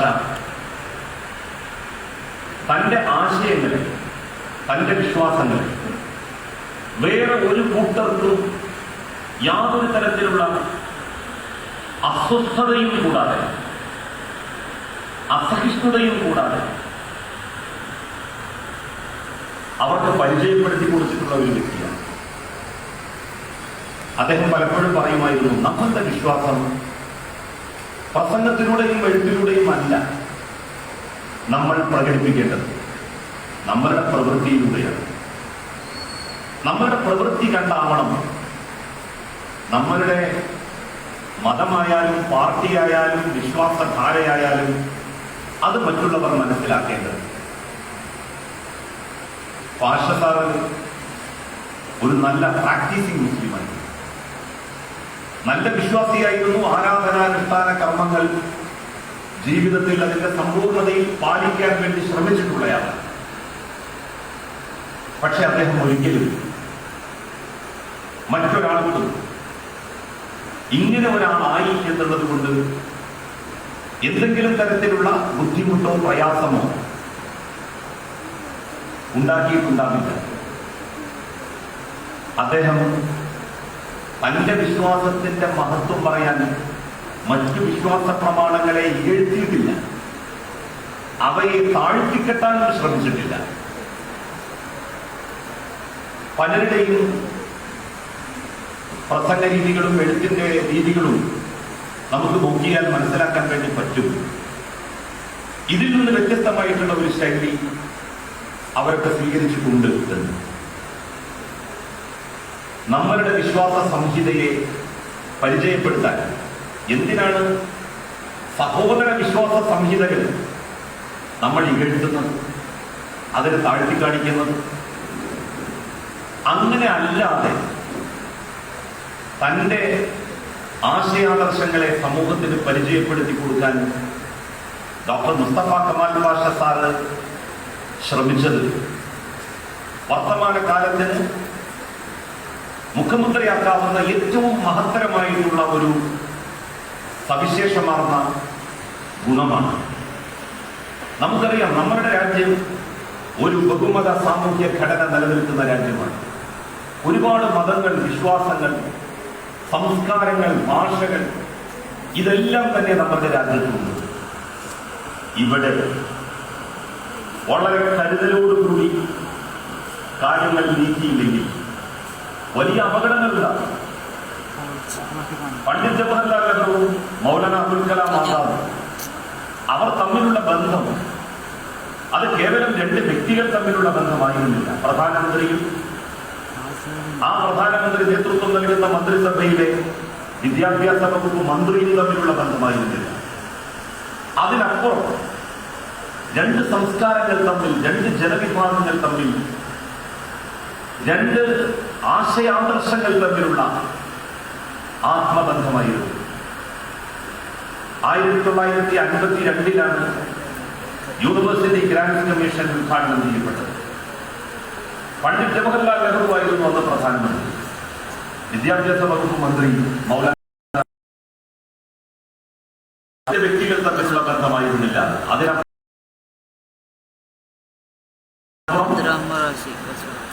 രണ്ട് സംസ്കാരങ്ങൾ തമ്മിൽ, കഴിഞ്ഞിട്ടില്ല, രണ്ട് മഹാന്മാരായിട്ടുള്ള മനുഷ്യർ തമ്മിലുള്ള ആത്മബന്ധമായിരുന്നു. ബഹുമാനം കൊടുത്ത് അത് തിരിച്ചു കിട്ടണം എന്ന് വിചാരിച്ച ഒരു വ്യക്തിയാണ് മുസ്തഫ കമാൽ പാഷ സാർ. നമുക്കറിയാം, നമ്മുടെ രാജ്യത്ത് പല വിധത്തിലുള്ള ആളുകളുണ്ട്. മറ്റുള്ള ആശയങ്ങളോട് കടുത്ത എതിർപ്പുണ്ടെങ്കിലും അവയോട് വളരെ നല്ല ഉദാരമായിട്ടുള്ള സമീപനം സ്വീകരിക്കുന്നത് എന്നെ അതിശയിപ്പിച്ച ചില കാര്യങ്ങളുണ്ട്. വായനകൾക്കിടയിൽ കമ്മ്യൂണിസ്റ്റ് മാനിഫെസ്റ്റോ മലയാളത്തിലേക്ക് ആദ്യമായി മലയാളത്തിൽ പരിഭാഷപ്പെടുത്തിയത്, അതിന് സഹായം ചെയ്തു കൊടുത്തത് ആരായിരിക്കുമെന്നാണ് നമ്മളുടെയൊക്കെ ധാരണ ഉണ്ടാവുന്നത്. മുഹമ്മദ് അബ്ദുറഹിമാൻ സാഹിബ്, അദ്ദേഹം തികഞ്ഞ മതവിശ്വാസിയായിരുന്നു. അദ്ദേഹം ജയിലിലടക്കപ്പെട്ടപ്പോൾ ജയിൽ അധികൃതരോട് പ്രതിഷേധിച്ചത് ഒരേ ഒരു കാര്യത്തിലാണ്: തനിക്ക് 5 നേരവും നമസ്കരിക്കാനുള്ള സൗകര്യം ജയിലിൽ ഒരുക്കി തരണം. അങ്ങനെ പറഞ്ഞിരുന്ന മുഹമ്മദ് അബ്ദുറഹിമാൻ സാഹിബിന്റെ അൽ അമീൻ പത്രം അച്ചടിക്കുന്ന പ്രസ്സിലാണ് EMS കമ്മ്യൂണിസ്റ്റ് മാനിഫെസ്റ്റോയുടെ മലയാള പരിഭാഷ അച്ചടിക്കുന്നതിന് വേണ്ടി കൊണ്ടുചെന്നത്. പല പ്രസ്സുകളിലും അന്വേഷിച്ചത് ഒരു പ്രസ്സുകാരും അന്ന് അധികാരികളെ ഭയന്നുകൊണ്ട് അതിന് തയ്യാറായില്ല. 1937-38 കാലത്ത് മുഹമ്മദ് അബ്ദുറഹിമാൻ സാഹിബ് KPCCയുടെ പ്രസിഡന്റും EMS സെക്രട്ടറിയുമായിട്ട് സേവനമനുഷ്ഠിച്ചു. അവർ തമ്മിലുള്ള ബന്ധവും ഞാൻ നേരത്തെ സൂചിപ്പിച്ചതുപോലെ പണ്ഡിറ്റ് ജവഹർലാൽ നെഹ്റുവും മൗലാന അബ്ദുൽ കലാം ആസാദും തമ്മിലുള്ള ഒരു ബന്ധത്തിന് നിദാനമാണ്. അതുകൊണ്ടാണ് പലരും വേണ്ട എന്ന് പറഞ്ഞ കമ്മ്യൂണിസ്റ്റ് മാനിഫെസ്റ്റോയുടെ മലയാള പരിഭാഷ മുഹമ്മദ് അബ്ദുൽ റഹ്മാൻ സാഹിബ് എന്ന് പറയുന്ന പ്രാക്ടീസിംഗ് മുസ്ലിം തന്റെ പ്രസിൽ നിന്ന് അടിച്ചു കൊടുത്തത്. അത് നമുക്കൊക്കെ ഒരു മാതൃകയാണ്. ആ മാതൃക അതിന്റെ സമ്പൂർണതയിൽ ജീവിതത്തിൽ പകർത്തിയ വ്യക്തിയായിരുന്നു ഡോക്ടർ മുസ്തഫ കമാൽ പാഷ. ഈ ഒരൊറ്റ സംഭവം മാത്രമല്ല, കാറൽ മാർക്സിന്റെ മലയാളത്തിലെ ആദ്യത്തെ ജീവചരിത്രം എഴുതിയത് സ്വദേശാഭിമാനി രാമകൃഷ്ണൻ. ആ പുസ്തകം അച്ചടിച്ചത് വക്കം അബ്ദുൽ ഖാദർ മൗലവിയുടെ പ്രസിൽ നിന്നാണ്.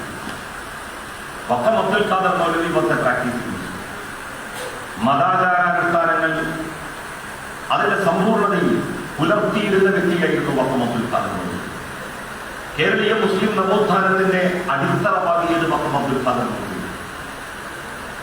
മൗലവി തന്റെ ആശയങ്ങളോട് അടുപ്പത്തിൽ നിന്നതോടൊപ്പം സഹോദര ആശയങ്ങളോട് അതിന്റെ പ്രചാരണങ്ങളോട് ഒരു തരത്തിലുള്ള അസഹിഷ്ണുതയും കാണിച്ചില്ല.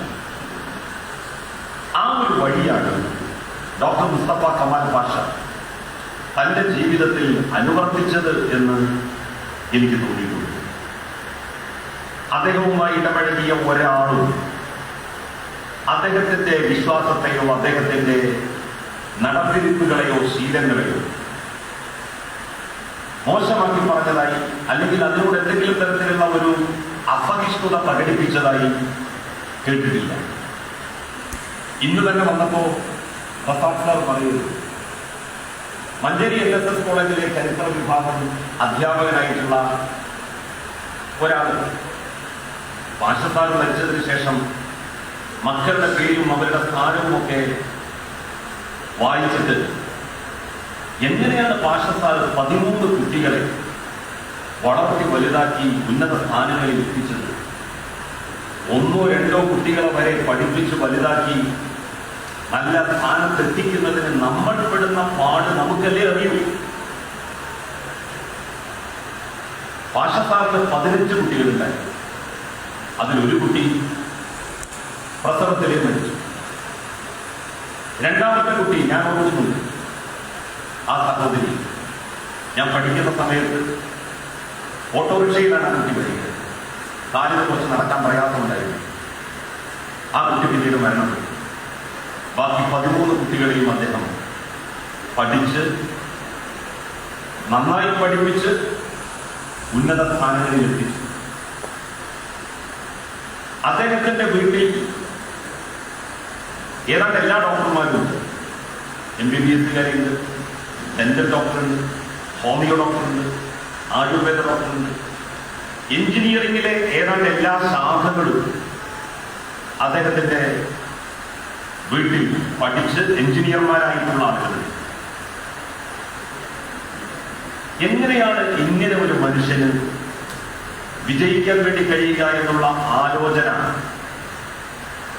അതാലോചിച്ച് ആരും തലമുറക്കേണ്ട ആവശ്യമില്ല. അദ്ദേഹത്തിന്റെ മനസ്സിന്റെ വിശുദ്ധിയായിരുന്നു സത്യത്തിൽ ആ വിജയത്തിന്റെ അടിസ്ഥാനം എന്ന് അദ്ദേഹത്തെ അറിയുന്നവർക്ക് അറിയാം. എല്ലാ കുട്ടികളും പഠിച്ചത് സർക്കാരിന്റെ സംവിധാനത്തിലാണ്.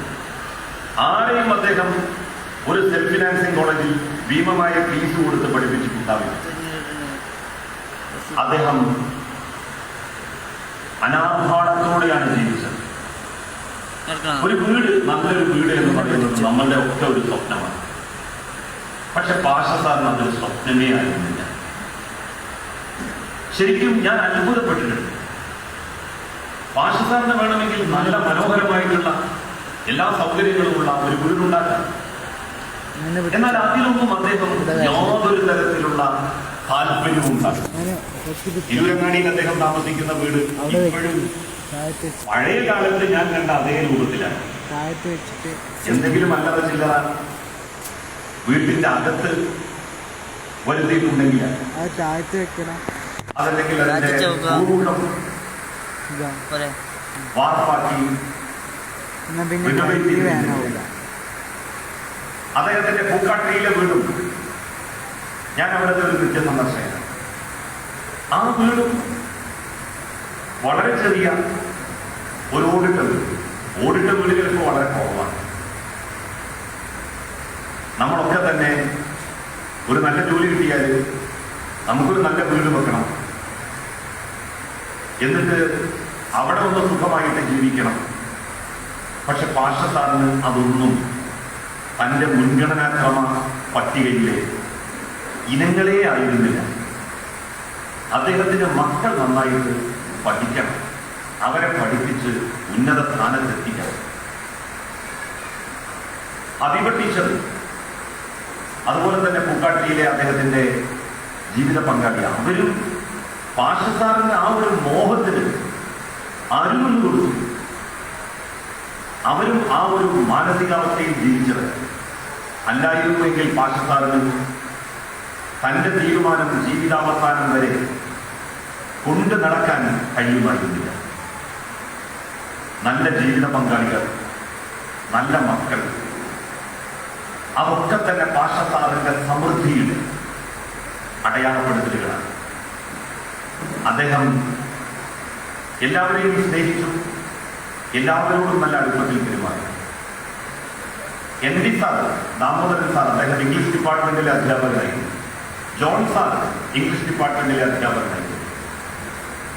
അവരോടൊക്കെ എത്രമാത്രം അടുത്തും സ്നേഹത്തോടെയുമാണ് ഇടപഴകിയിരുന്നത് എന്ന് അവരുമായിട്ടുള്ള ബന്ധം കാണാൻ ഇടവന്നിട്ടുള്ളവർക്ക് ബോധ്യമായിട്ടുണ്ടാകും.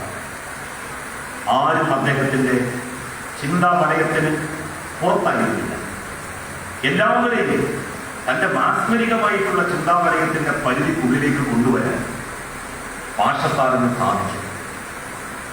അതൊരു പക്ഷേ പാഷസാറിന് മാത്രം സിദ്ധിച്ച കഴിവാണ്.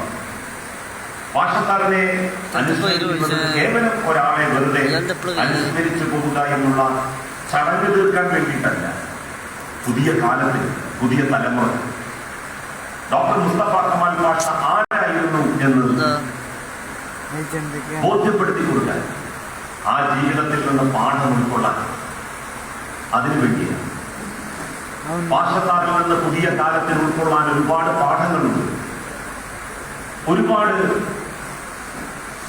ഗുണഗണങ്ങൾ അദ്ദേഹത്തിൽ നിന്ന് പഠിച്ചെടുക്കേണ്ടതായിട്ടുണ്ട്. അദ്ദേഹത്തിന്റെ സഹപ്രവർത്തകനായിരുന്നപ്പോഴും അദ്ദേഹത്തിന്റെ വിദ്യാർത്ഥിയായിരുന്നപ്പോഴും നല്ല ഓർമ്മകളാണ് അദ്ദേഹം ഞങ്ങൾക്ക് എല്ലാവർക്കും സമ്മാനിച്ചത്. അധ്യാപകരെ കേൾക്കുക എന്നുള്ളത് ആവേശമായി ഞങ്ങൾ കണ്ടിരുന്ന സമയം അധ്യാപകരുടെ ഓരോ വാക്കുകളും ഹൃദയസ്ഥമാക്കാൻ വേണ്ടി ഞങ്ങൾ ശ്രമിച്ചിരുന്ന കാലം. ആ കാലത്ത് പാഷസാറ് ഞങ്ങൾക്ക് പ്രായോഗികമായിട്ടുള്ള ജീവിതത്തെ സംബന്ധിച്ചും പ്രായോഗിക ജീവിതത്തിൽ വിജയിക്കേണ്ടതിന്റെ വഴികളെ സംബന്ധിച്ചും പറഞ്ഞത്. ആ പാഠങ്ങൾ ഒരുപക്ഷെ ഞങ്ങളുടെ ക്ലാസുകളിൽ കേട്ട മറ്റു പാഠഭാഗങ്ങളെക്കാൾ ജീവിത വിജയം നേടുന്നതിന് വലിയ പങ്ക് വഹിച്ചിട്ടുണ്ട് എന്ന് നിസ്സംശയം ഞങ്ങൾക്ക് പറയാൻ സാധിക്കും. അദ്ദേഹത്തിന്റെ പാവന സ്മരണയ്ക്ക് മുന്നിൽ ആദരാഞ്ജലികൾ അർപ്പിക്കുന്നു. ജഗന്നിയന്താവായ നാഥൻ അദ്ദേഹത്തിന് പരലോകത്ത് വിജയികളുടെ കൂട്ടത്തിൽ ഉൾപ്പെടുത്തുകയും സ്വർഗത്തിൽ അദ്ദേഹത്തെ പ്രവേശിപ്പിക്കുകയും ചെയ്യട്ടെ എന്ന് നമുക്ക് ഈ സന്ദർഭത്തിൽ പ്രാർത്ഥിക്കാം. പാഷസാറിന്റെ ജീവിതം നമുക്കെല്ലാവർക്കും മുന്നോട്ടുള്ള പാതയിൽ വഴിയിൽ വിളക്കുമാടമായി പ്രശോഭിച്ചു നിൽക്കും. അതിന് തീർച്ചയായും തിരുവനങ്ങാടി PSMO കോളേജ് സംഘടിപ്പിച്ചിട്ടുള്ള ഈ അനുസ്മരണ സമ്മേളനം ഫലവത്താകും എന്നുള്ള വിശ്വാസത്തോടെ ഈ അനുസ്മരണ യോഗത്തിന്റെ ഔപചാരികമായ ഉദ്ഘാടനം ജഗന്നിയന്താവായ നാഥന്റെ നാമത്തിൽ നിർവഹിച്ചതായി അറിയിച്ചുകൊണ്ട് എന്റെ വാക്കുകൾ ഞാൻ അവസാനിപ്പിക്കുന്നു. എല്ലാവർക്കും നന്ദി, നമസ്കാരം.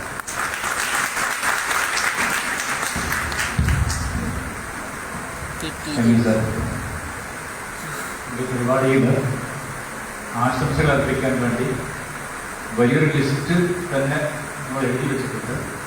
ലിസ്റ്റിൽ പെടുത്താതെ അത്രയധികം ആളുകൾ ഇനിയുമുണ്ട്. എനിക്കറിയാം ഈ ഓഡിയൻസിലിരിക്കുന്ന പലരും ഇതിന് തയ്യാറായി വന്നവരുമാണ്. അതുകൊണ്ട് പരമാവധി സമയം പാലിച്ചുകൊണ്ട് നമുക്ക് ആശംസകൾ അർപ്പിക്കാൻ വേണ്ടി ഞാൻ ക്ഷണിക്കുകയാണ്. ആദ്യമായി പ്രൊഫസർ ഇ കെ അഹമ്മദ് സായി, TSMO college managing committee vice chairman കൂടിയാണ് അദ്ദേഹം.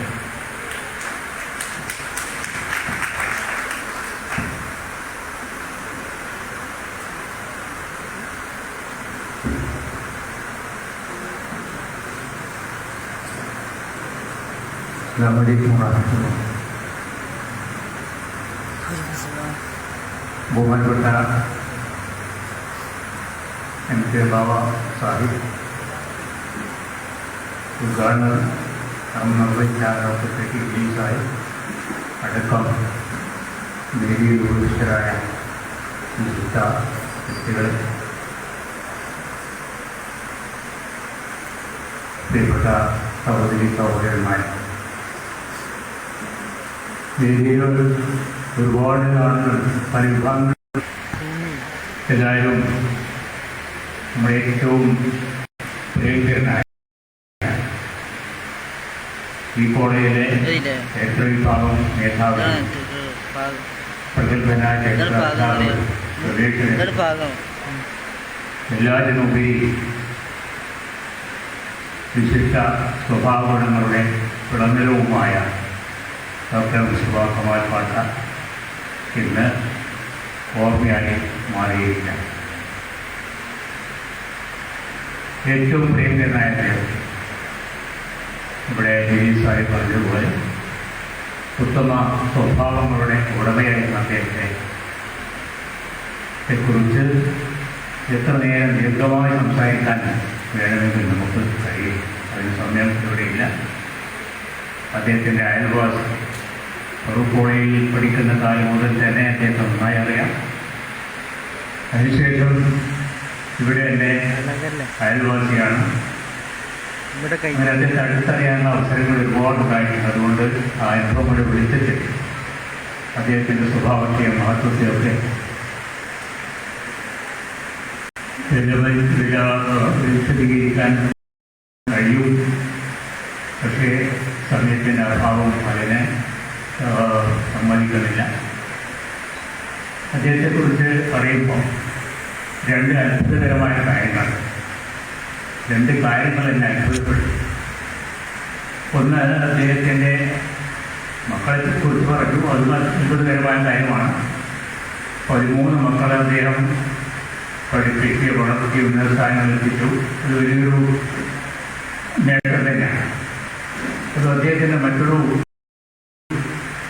പ്രധാനപ്പെട്ട കാര്യം ഇവിടെ പ്രിൻസിപ്പൾ സൂചിപ്പിക്കുകയുണ്ടായി.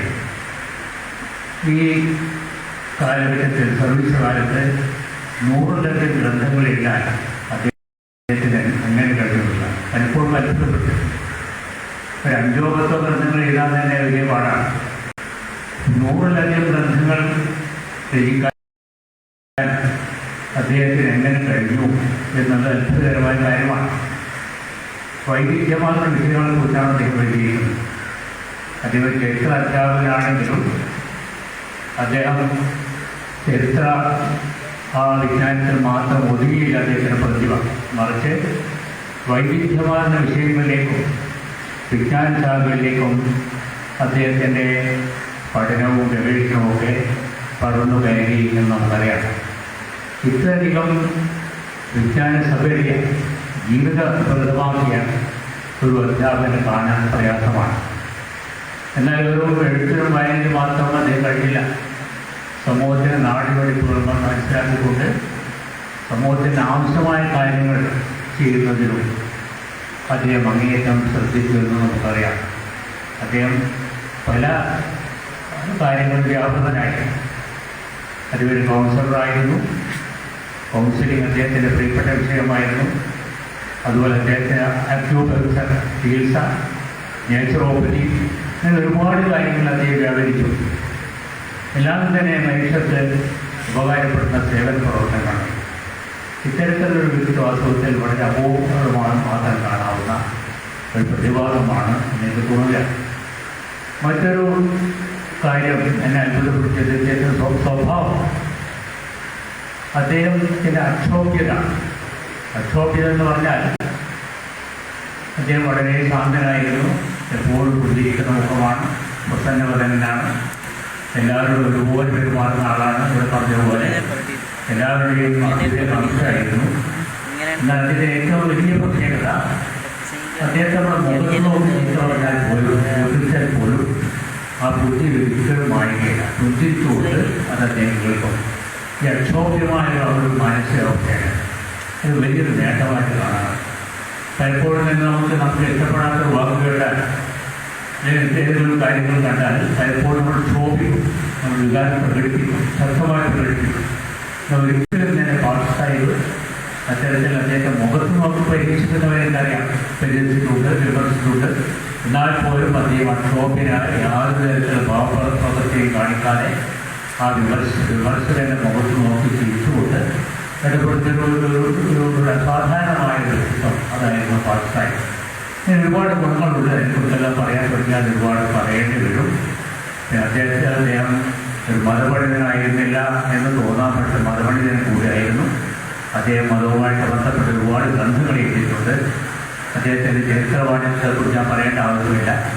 ഇവിടെ തിരുവനങ്ങാടിയിൽ ടിപ്പു സുൽത്താൻ്റെ ഒരു കോട്ടയുണ്ടായിരുന്നെന്ന് അദ്ദേഹത്തിൻ്റെ ഒരു ലേഖനത്തിൽ നിന്നാണ് ഞാൻ വായിച്ചത്. അത് പലരും ചിലപ്പോൾ തിരുവനങ്ങാടിക്കാർക്ക് പോലും അറിയാത്ത കാര്യമാണ്.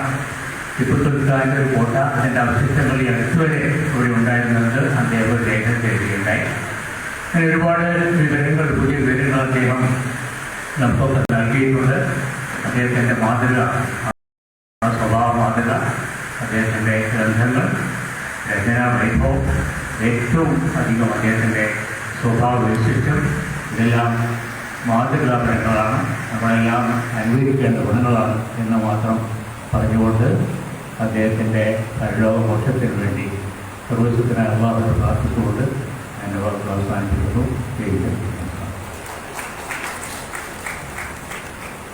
അടുത്തതായി ഈസ്റ്റർമോ കോളേജ് അലുമിനി അസോസിയേഷന്റെ പ്രസിഡന്റ്, മുൻ പ്രിൻസിപ്പൽ കൂടിയായ ഡോക്ടർ PM അലൻകുട്ടി സർ.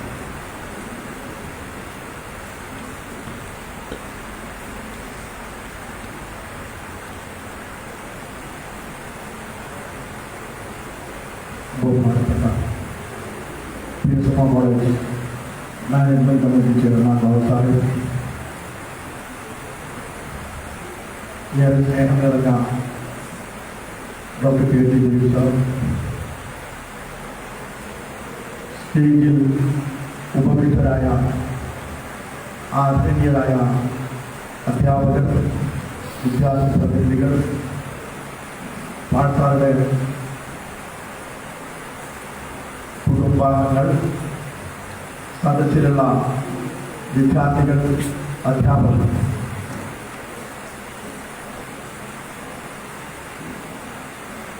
ബഹുമാനനായ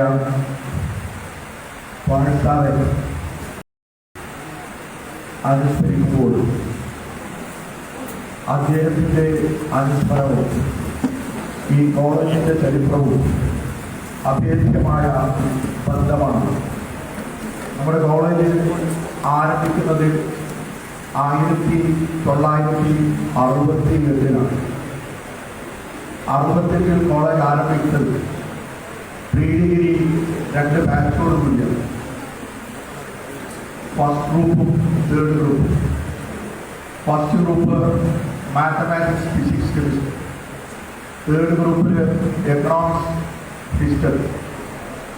അന്ന് 68 കോളേജ് ആരംഭിക്കുമ്പോൾ ഇവിടെ ഉണ്ടായിരുന്നത്, തുടങ്ങുന്നത് 7 അധ്യാപകർ വെച്ചാണ്.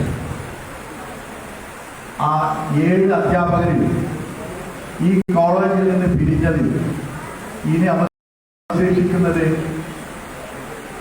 നമ്മുടെ മാത്സ് ഡിപ്പാർട്ട്മെന്റിൽ അംഗമായിരുന്ന, അല്ലെങ്കിൽ മാത്സ് ഡിപ്പാർട്ട്മെന്റിൽ നിന്ന് റിട്ടയർ ചെയ്യുന്ന HOD P. കുഞ്ഞാൻ സാർ. ആ 7 അധ്യാപകരിൽ ഒരാളായിരുന്നു പാട്ട് സാർ, മറ്റൊരാൾ AK സാർ, ആമുഖി സാഹിബ്. അവരെല്ലാം നമ്മെ വിട്ടു പിരിഞ്ഞു പോയി. പിന്നീടുണ്ടായിരുന്ന കെമിസ്ട്രിയിലെ ചന്ദ്രൻ സാർ, അദ്ദേഹം ഇവിടുന്ന് PhD ഡിഗ്രി പഠിപ്പിച്ച് അദ്ദേഹം ഇപ്പോൾ ജീവിച്ചിരിക്കുന്നു. അറബിക് ഡിപ്പാർട്ട്മെന്റിലുണ്ടായിരുന്ന ആദ്യം വന്നത് പുളിക്കൽ അബു എന്ന് പറയുന്ന അബു സാർ, അദ്ദേഹം മലപ്പുറം കോളേജിലെ പ്രിൻസിപ്പളായി റിട്ടയർ ചെയ്തു. ഉണ്ണികൃഷ്ണൻ ചേരേമ്പൻ, എഴുത്തുകാരൻ, സാഹിത്യ നിരൂപകനുമായ മലയാളം അധ്യാപകൻ, അദ്ദേഹം ഇവിടെ ഗുരുവായൂരപ്പൻ കോളേജിൽ പോയി അവിടുന്ന് റിട്ടയർ ചെയ്ത് അദ്ദേഹം ചരമടഞ്ഞു. അന്ന് ആദ്യത്തെ ബാച്ചിലുള്ള വിദ്യാർത്ഥികൾക്ക് ഈ കോളേജിൽ ക്ലാസ് ആദ്യമായി എടുത്തത് വന്യനായ പാഠശാലയാണ്. ആ കാലഘട്ടത്തെ സംബന്ധിച്ച് അദ്ദേഹത്തിന്റെ വാക്കുകൾ എടുത്തു പറയുകയാണെങ്കിൽ അദ്ദേഹം അന്ന് കൈവെക്കാത്ത സബ്ജക്റ്റുകൾ ഉണ്ടായിരുന്നില്ലായിരുന്നു. കാരണം ഒരു ക്ലാസ് ഓഫായി കഴിഞ്ഞാൽ ആമുദ് സാഹിബ് അവിടേക്ക് ഏത് അധ്യാപകനാണോ ഫ്രീ ഉള്ളത് അദ്ദേഹത്തായിരുന്നു. പലപ്പോഴും അദ്ദേഹം സയൻസ് പഠിപ്പിച്ചിട്ടുണ്ട്, അദ്ദേഹം എക്കണോമിക്സും പഠിപ്പിച്ചിട്ടുണ്ട്. കാരണം അദ്ദേഹം BA economics history double main ആയിരുന്നു ഫറൂഖ് കോളേജ്. അപ്പോൾ അദ്ദേഹം പറയും, ഞാൻ ഒരുവിധം എല്ലാ ക്ലാസുകളിലും കയറി എല്ലാ സബ്ജക്റ്റുകളും പഠിപ്പിച്ചിട്ടുണ്ട്. അങ്ങനെയുള്ള ഒരു അപൂർവ വ്യക്തിത്വമായിരുന്നു പാഠശാല. E.K. അഹമ്മദ് സാഹിബ് പറഞ്ഞ പോലെ നമ്മളൊക്കെ വിദ്യാർത്ഥിയായിരിക്കും വായിക്കുന്നപ്പോഴും അതിനുശേഷം അദ്ദേഹത്തിന്റെ സഹപ്രവർത്തനമായി ജോലി ചെയ്തപ്പോഴും ഞാൻ അദ്ദേഹത്തിന് വേണ്ട ഏറ്റവും വലിയൊരു ക്വാളിറ്റി അദ്ദേഹം അക്ഷോഭ്യനായിരുന്നു എന്നാണ്. സഹ അധ്യാപകർ കയർത്ത് സംസാരിച്ചാൽ പോലും, ദേഷ്യപ്പെട്ട് സംസാരിച്ചാൽ പോലും ഒരിക്കലും അദ്ദേഹം തിരിച്ച് ദേഷ്യപ്പെടുന്നതായിട്ട് അദ്ദേഹത്തിന്റെ ജീവിതത്തിൽ നമ്മൾ കണ്ടിട്ടേ ഇല്ല. മാത്രമല്ല, എന്തെങ്കിലും ഒരു പ്രശ്നവുമായി പാഠശാല നമ്മൾ സമീപിക്കുമ്പോൾ അദ്ദേഹം പറയും, അത് നീ ഒരു ഇഷ്യൂ ആക്കണ്ട. അദ്ദേഹം സ്ഥിരം അദ്ദേഹം ഒരു സാന്ത്വനത്തിന്റെ വാക്കുകളായി. ഈ സമയത്ത് കൂടുതൽ ദീർഘിപ്പിച്ച് അദ്ദേഹത്തെ സംബന്ധിച്ച് നമ്മൾ പറയുന്നില്ല. ഈ സദസ്സിൽ അദ്ദേഹത്തിന്റെ നമുക്ക് ക്ഷണിക്കേണ്ട വ്യക്തിത്വങ്ങളായിരുന്നു എനിക്ക് തോന്നിപ്പോവാണ് പ്രൊഫസർ ഒമാർ മുഹമ്മദ് സാർ, അഡ്വക്കേറ്റ് കോനാരി മുഹമ്മദ് സാറാണ്. അതുപോലെ ക്ഷണിച്ചാൽ വരാൻ സാധ്യമല്ല നമ്മുടെ അബ്ദുൽ അലി സാർ. കാരണം അവരൊക്കെ അദ്ദേഹത്തിന്റെ സഹപാഠികളായിരുന്നു ഫറൂഖ് കോളേജ്. മുഹമ്മദ് മുഹമ്മദ് സാർ ഞാൻ ബന്ധപ്പെട്ടപ്പോൾ അദ്ദേഹം പറഞ്ഞു, എനിക്ക് വലിയ ആരോഗ്യപരമായ പ്രശ്നങ്ങളുണ്ട്. അവർ കൂടി ഈ സദസ്സിൽ ഉണ്ടായിരുന്നെങ്കിൽ സദസ്സ് കുറെ കൂടി ഭംഗിയാകുമായിരുന്നു എന്ന് അവിടെ ഇരുന്നപ്പോൾ ഞാൻ ചിന്തിച്ചു പോയതാണ്. ഏതായാലും പാഠശാലയുടെ പരലോക ജീവിതം ധന്യമാകട്ടെ എന്ന് പ്രാർത്ഥിച്ചുകൊണ്ട് വാക്കുകൾ നിർത്തുന്നു. നിങ്ങൾക്ക് എൻ്റെ നന്ദി, നമസ്കാരം. അടുത്തതായി സംസാരിക്കാൻ വേണ്ടി പാഠശാലയുടെ കസിൻ ബ്രദറാണ്, നമ്മുടെ മാനേജറുടെ ക്ലാസ്മേറ്റ് കൂടെയാണ്. 75-77 കാലഘട്ടത്തിൽ DSMO കോളേജിൽ പ്രീഡിഗ്രി പഠിച്ച വ്യക്തിയാണ്. ഹജ്ജ് കമ്മിറ്റി മെമ്പറായിരുന്നു. MK സാദിഖ് അലി സാഹിബിനെ ക്ഷണിക്കുന്നു.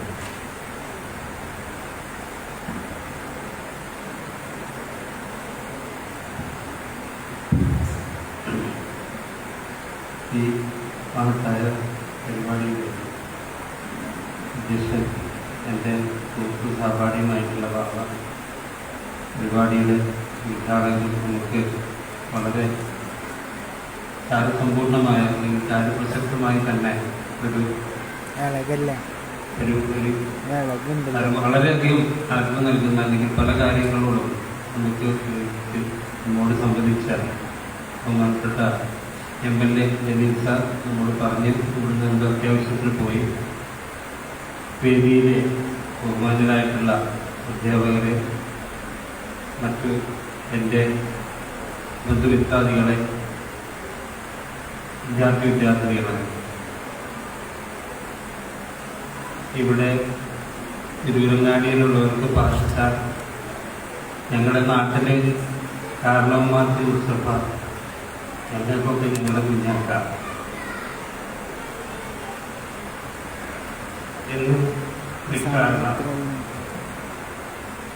ഇത് ജ്യേഷ്ഠ സഭയാണ്. പരിപാടിക്ക് ആശംസ അർപ്പിക്കാൻ ഇതാണ് ഞാൻ ആദ്യം പ്രസിനോട് പറഞ്ഞിരുന്നു. എനിക്കെന്താ അറിയില്ല, ഞാൻ കാര്യങ്ങൾ പറയുന്നുണ്ടാകും. ഇവിടെ കൂടുതൽ ഇങ്ങനെ ഒരു അനുശോചനം അതിനെക്കുറിച്ച് പറയുകയാണെങ്കിൽ ഒരു 2 ദിവസം പറഞ്ഞാൽ തീരത്തത്ര അനുഭവങ്ങൾ ഉണ്ട്. ചെയ്തതിന് പറ്റിയൊരു വേദിയല്ല, അതിനുള്ള ഒരു സാഹചര്യവുമല്ല എന്നുള്ളത് കൊണ്ടാണ് 1-2 കാര്യങ്ങൾ സൂചിപ്പിക്കാൻ മാത്രം ചെയ്യാറ്. 75-77 പ്രീ ഡിഗ്രി ബാച്ചിലാണ് ഞാനിവിടെ. അതിനുശേഷം ഞാൻ മണ്ണാർക്കാട് യൂണിവേഴ്സിറ്റിയിലേക്ക് മാറി. പക്ഷെ ആ 2 വർഷക്കാലം എന്നെ സംബന്ധിച്ചിടത്തോളം വളരെ സംഭവബഹുലമായിരുന്നു. കാക്കാനെ സംബന്ധിച്ചിടത്തോളം കുഞ്ഞാക്കാനെ സംബന്ധിച്ചിടത്തോളം 2 വർഷം വളരെ സംഭവബഹുലമാണ്. ഇവിടെയുള്ള പഴയ ആൾക്കാർക്കൊക്കെ അറിയാം, അദ്ദേഹത്തിൻ്റെ സഹപാഠിയായിരുന്നവരും അധ്യാപകരായിരുന്നവർക്കൊക്കെ അറിയാം. അദ്ദേഹത്തിന് PhDക്ക് ശ്രമിച്ചിരുന്ന അല്ലെങ്കിൽ PhDക്ക് അദ്ദേഹം പ്രബന്ധം തയ്യാറാക്കിയിരുന്ന കാലം. അതേപോലെ തന്നെ അദ്ദേഹത്തിൻ്റെ കൃതികളിൽ ഏറ്റവും പ്രധാനപ്പെട്ടിരുന്ന ഒരു കൃതിയായിരുന്ന ശാസ്ത്രം ദൈവാസ്തിത്വം എന്ന പുസ്തകം രചിച്ച സമയം അതൊക്കെ ഈ 75-77 കാലഘട്ടമാണ്. അതുകൊണ്ട് തന്നെ എന്നെ സംബന്ധിച്ചിടത്തോളം ഞാൻ പ്രീ ഡിഗ്രിക്ക് ഞാൻ ചെറുപ്പശ്ശേരിയിൽ ഇവിടെ വന്ന് പഠിക്കാനുണ്ടായ കാരണം തന്നെ ഈ പറഞ്ഞ പോലെ ജ്യേഷ്ഠന്റെ ഒരു നിർബന്ധ ബുദ്ധിയിൽ മാത്രമല്ല, കാരണം ഞങ്ങൾക്കൊക്കെ കുടുംബത്തിൽ അദ്ദേഹം ആ രീതിയാണ്.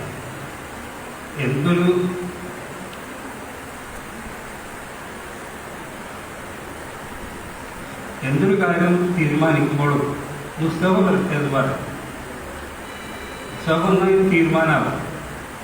ഞാൻ കുടുംബത്തിൽ കുറച്ച് വികൃതിയായിരുന്ന കുട്ടിയായിരുന്നു. വികൃതി എന്ന് പറഞ്ഞാൽ മറ്റു പ്രശ്നങ്ങളൊന്നുമില്ല, പക്ഷെ കുറച്ചൊക്കെ വീട്ടിൽ ഇങ്ങനെ എനിക്ക് കാലിന് കുറച്ച് സുഖമില്ലാതിരുന്നത് കാരണം എന്നെ അധികം അടിക്കാറില്ല. അതുകൊണ്ട് അവൻ കുറച്ച് വില്ലനാണ്.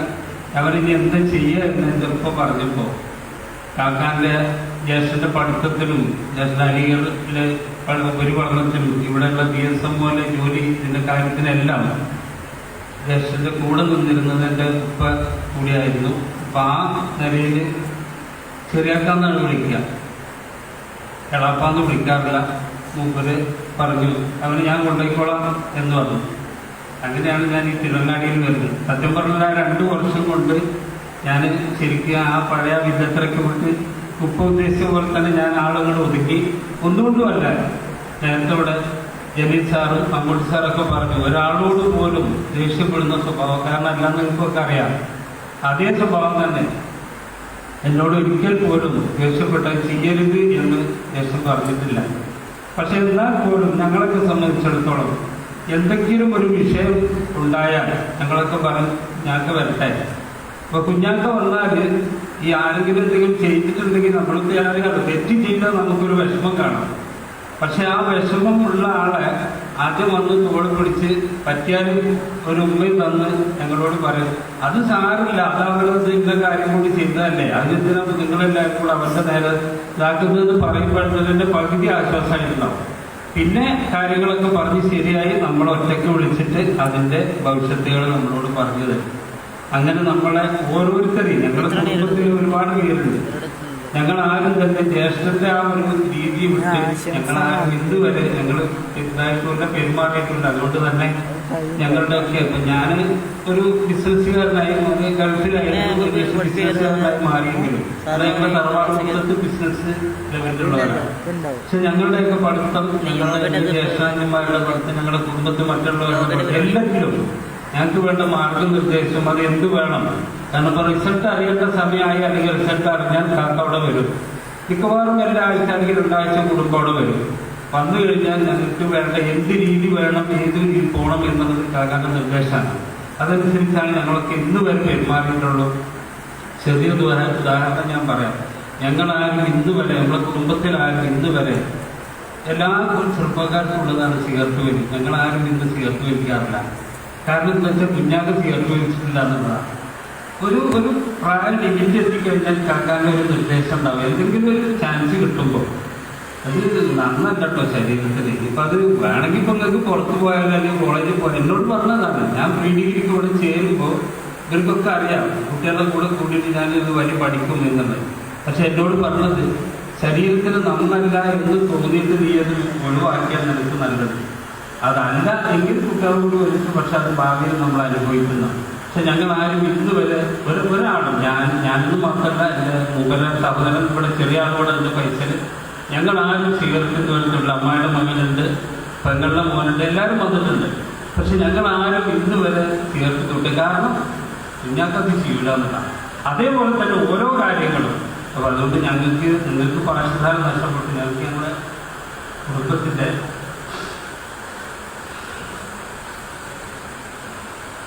നേതാവ് എനിക്ക് നഷ്ടപ്പെട്ടു. ഏതായാലും ഈ അവസരത്തിൽ ഞാൻ കൂടുതൽ പറഞ്ഞ അനുഭവങ്ങൾ എനിക്ക് ഒരുപാട് പറയാനുണ്ട്. കാരണം പറഞ്ഞല്ലോ, ഞാനിവിടെ ആ 2 കൊല്ലം വളരെ സംഭവബഹുലമായിരുന്നു എന്നുള്ളത്.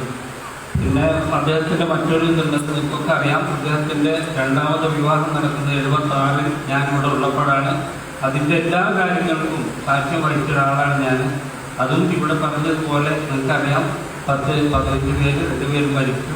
ആ 13 മക്കളെയും അവർ ഏതൊക്കെ എത്ര ഉന്നതിയിൽ എത്താൻ പറ്റുമോ അത്രയും അവരെത്തി.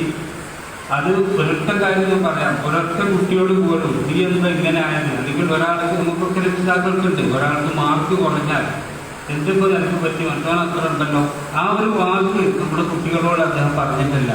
കുട്ടികൾക്ക് വേണ്ട രീതിയിലുള്ള സപ്പോർട്ട് കൊടുത്തിരുന്നു. അവർക്ക് എന്ത് വേണം, ഏത് രീതിയിൽ പോകണം അവരോട് ചോദിക്കുക, ആ രീതിയിൽ പോകാന്നല്ല. ഒരിക്കലും നിങ്ങൾക്ക് മാർക്ക് കുറഞ്ഞൊന്നും, അഥവാ കുറച്ച് കുറഞ്ഞാൽ അവരിതേമാതിരി കോൾ കൊടുത്തിട്ട് പറയും അത് സാറില്ല, അത് കുഴപ്പമില്ല, അടുത്ത പ്രാവശ്യത്തിൽ നമുക്ക് ഇതിനേക്കാളപ്പുറം കിട്ടുന്നിട്ട് പിന്നെ ഐസക് അല്ലെങ്കിൽ പിന്നെ APJ അബ്ദുൽ കലാമിൻ്റെ ഒക്കെ കാര്യം പറഞ്ഞു കൊടുക്കും. അതോടുകൂടെ ആ പ്രശ്നം പകുതി മുക്കാലോട് തീരും. അങ്ങനെ ആ കുട്ടികളെ പ്രൊമോട്ട് ചെയ്ത് കൊടുത്തിട്ട് അവർ ഭാവിയിലേക്ക് വീണ്ടും തിരിച്ചു കൊണ്ടുവന്ന് അവരവരുടെ ലൈഫിലേക്ക് കൊണ്ടുവന്ന ഒരൊറ്റ കുട്ടി പോലും ഉപ്പാൻ്റെ അല്ലെങ്കിൽ ജ്യേഷ്ഠനോട് അല്ലെങ്കിൽ ജ്യേഷ്ഠൻ ഇഷ്ടപ്പെടാത്ത രീതിയിലേക്ക് നീങ്ങി ഒന്നുമില്ലാതെ 13 പേരും അവരവരുടേതായ രീതിയിൽ അവർ കൊണ്ടുവന്നു. അവരുടെയൊക്കെ കല്യാണം കഴിപ്പിച്ചു. അവരെല്ലാം പ്രൊഫഷണൽസ് ആണെന്നുള്ളത് മറ്റൊരു രീതിയിൽ നിങ്ങൾക്ക് ചുറ്റുവട്ടത്തൊന്നും നമുക്ക് ആർക്കും ഇവിടെ ഒന്നും എൻ്റെ നാട്ടിലില്ല ഇതുപോലൊരു ജീവിത രീതിയിലുള്ള ഒരാളെ കാണാൻ കഴിയില്ല. ഏതായാലും ഞാൻ കൂടുതൽ ദീർഘിക്കല്ല, പറഞ്ഞു വന്നാൽ ഒരുപാട് പറയാനുണ്ട്. അല്ലാതെ അദ്ദേഹത്തെ നമ്മളെയൊക്കെ സ്വർഗത്തിൽ ഒരുമിച്ച് കൂട്ടട്ടെ എന്ന് മാത്രം പ്രാർത്ഥിക്കുകയാണ്. നിങ്ങളോടത്തിൽ ഇതുപോലുള്ള ഒരു പങ്കെടുക്കാൻ കഴിഞ്ഞതിന് വളരെ ഭാഗ്യം. ഞാനിവിടെ നിങ്ങളുടെയൊക്കെ പരിപാടി കാണാനും വീക്ഷിക്കാനും വേണ്ടി വന്നതാണ്. ഒരു കുടുംബത്തിലൊരു ആളെന്നുള്ള നിലയ്ക്ക് ഞാൻ വേണമെന്നൊരു പറഞ്ഞതുകൊണ്ടാണ് ഞാൻ ഇവിടെ വന്നത്. എല്ലാവർക്കും നമസ്കാരം. സാമൂഹിക അടുത്തതായി അദ്ദേഹത്തിൻ്റെ മരുമകൻ ഡോക്ടർ ബദിയുസ്സമാൻ.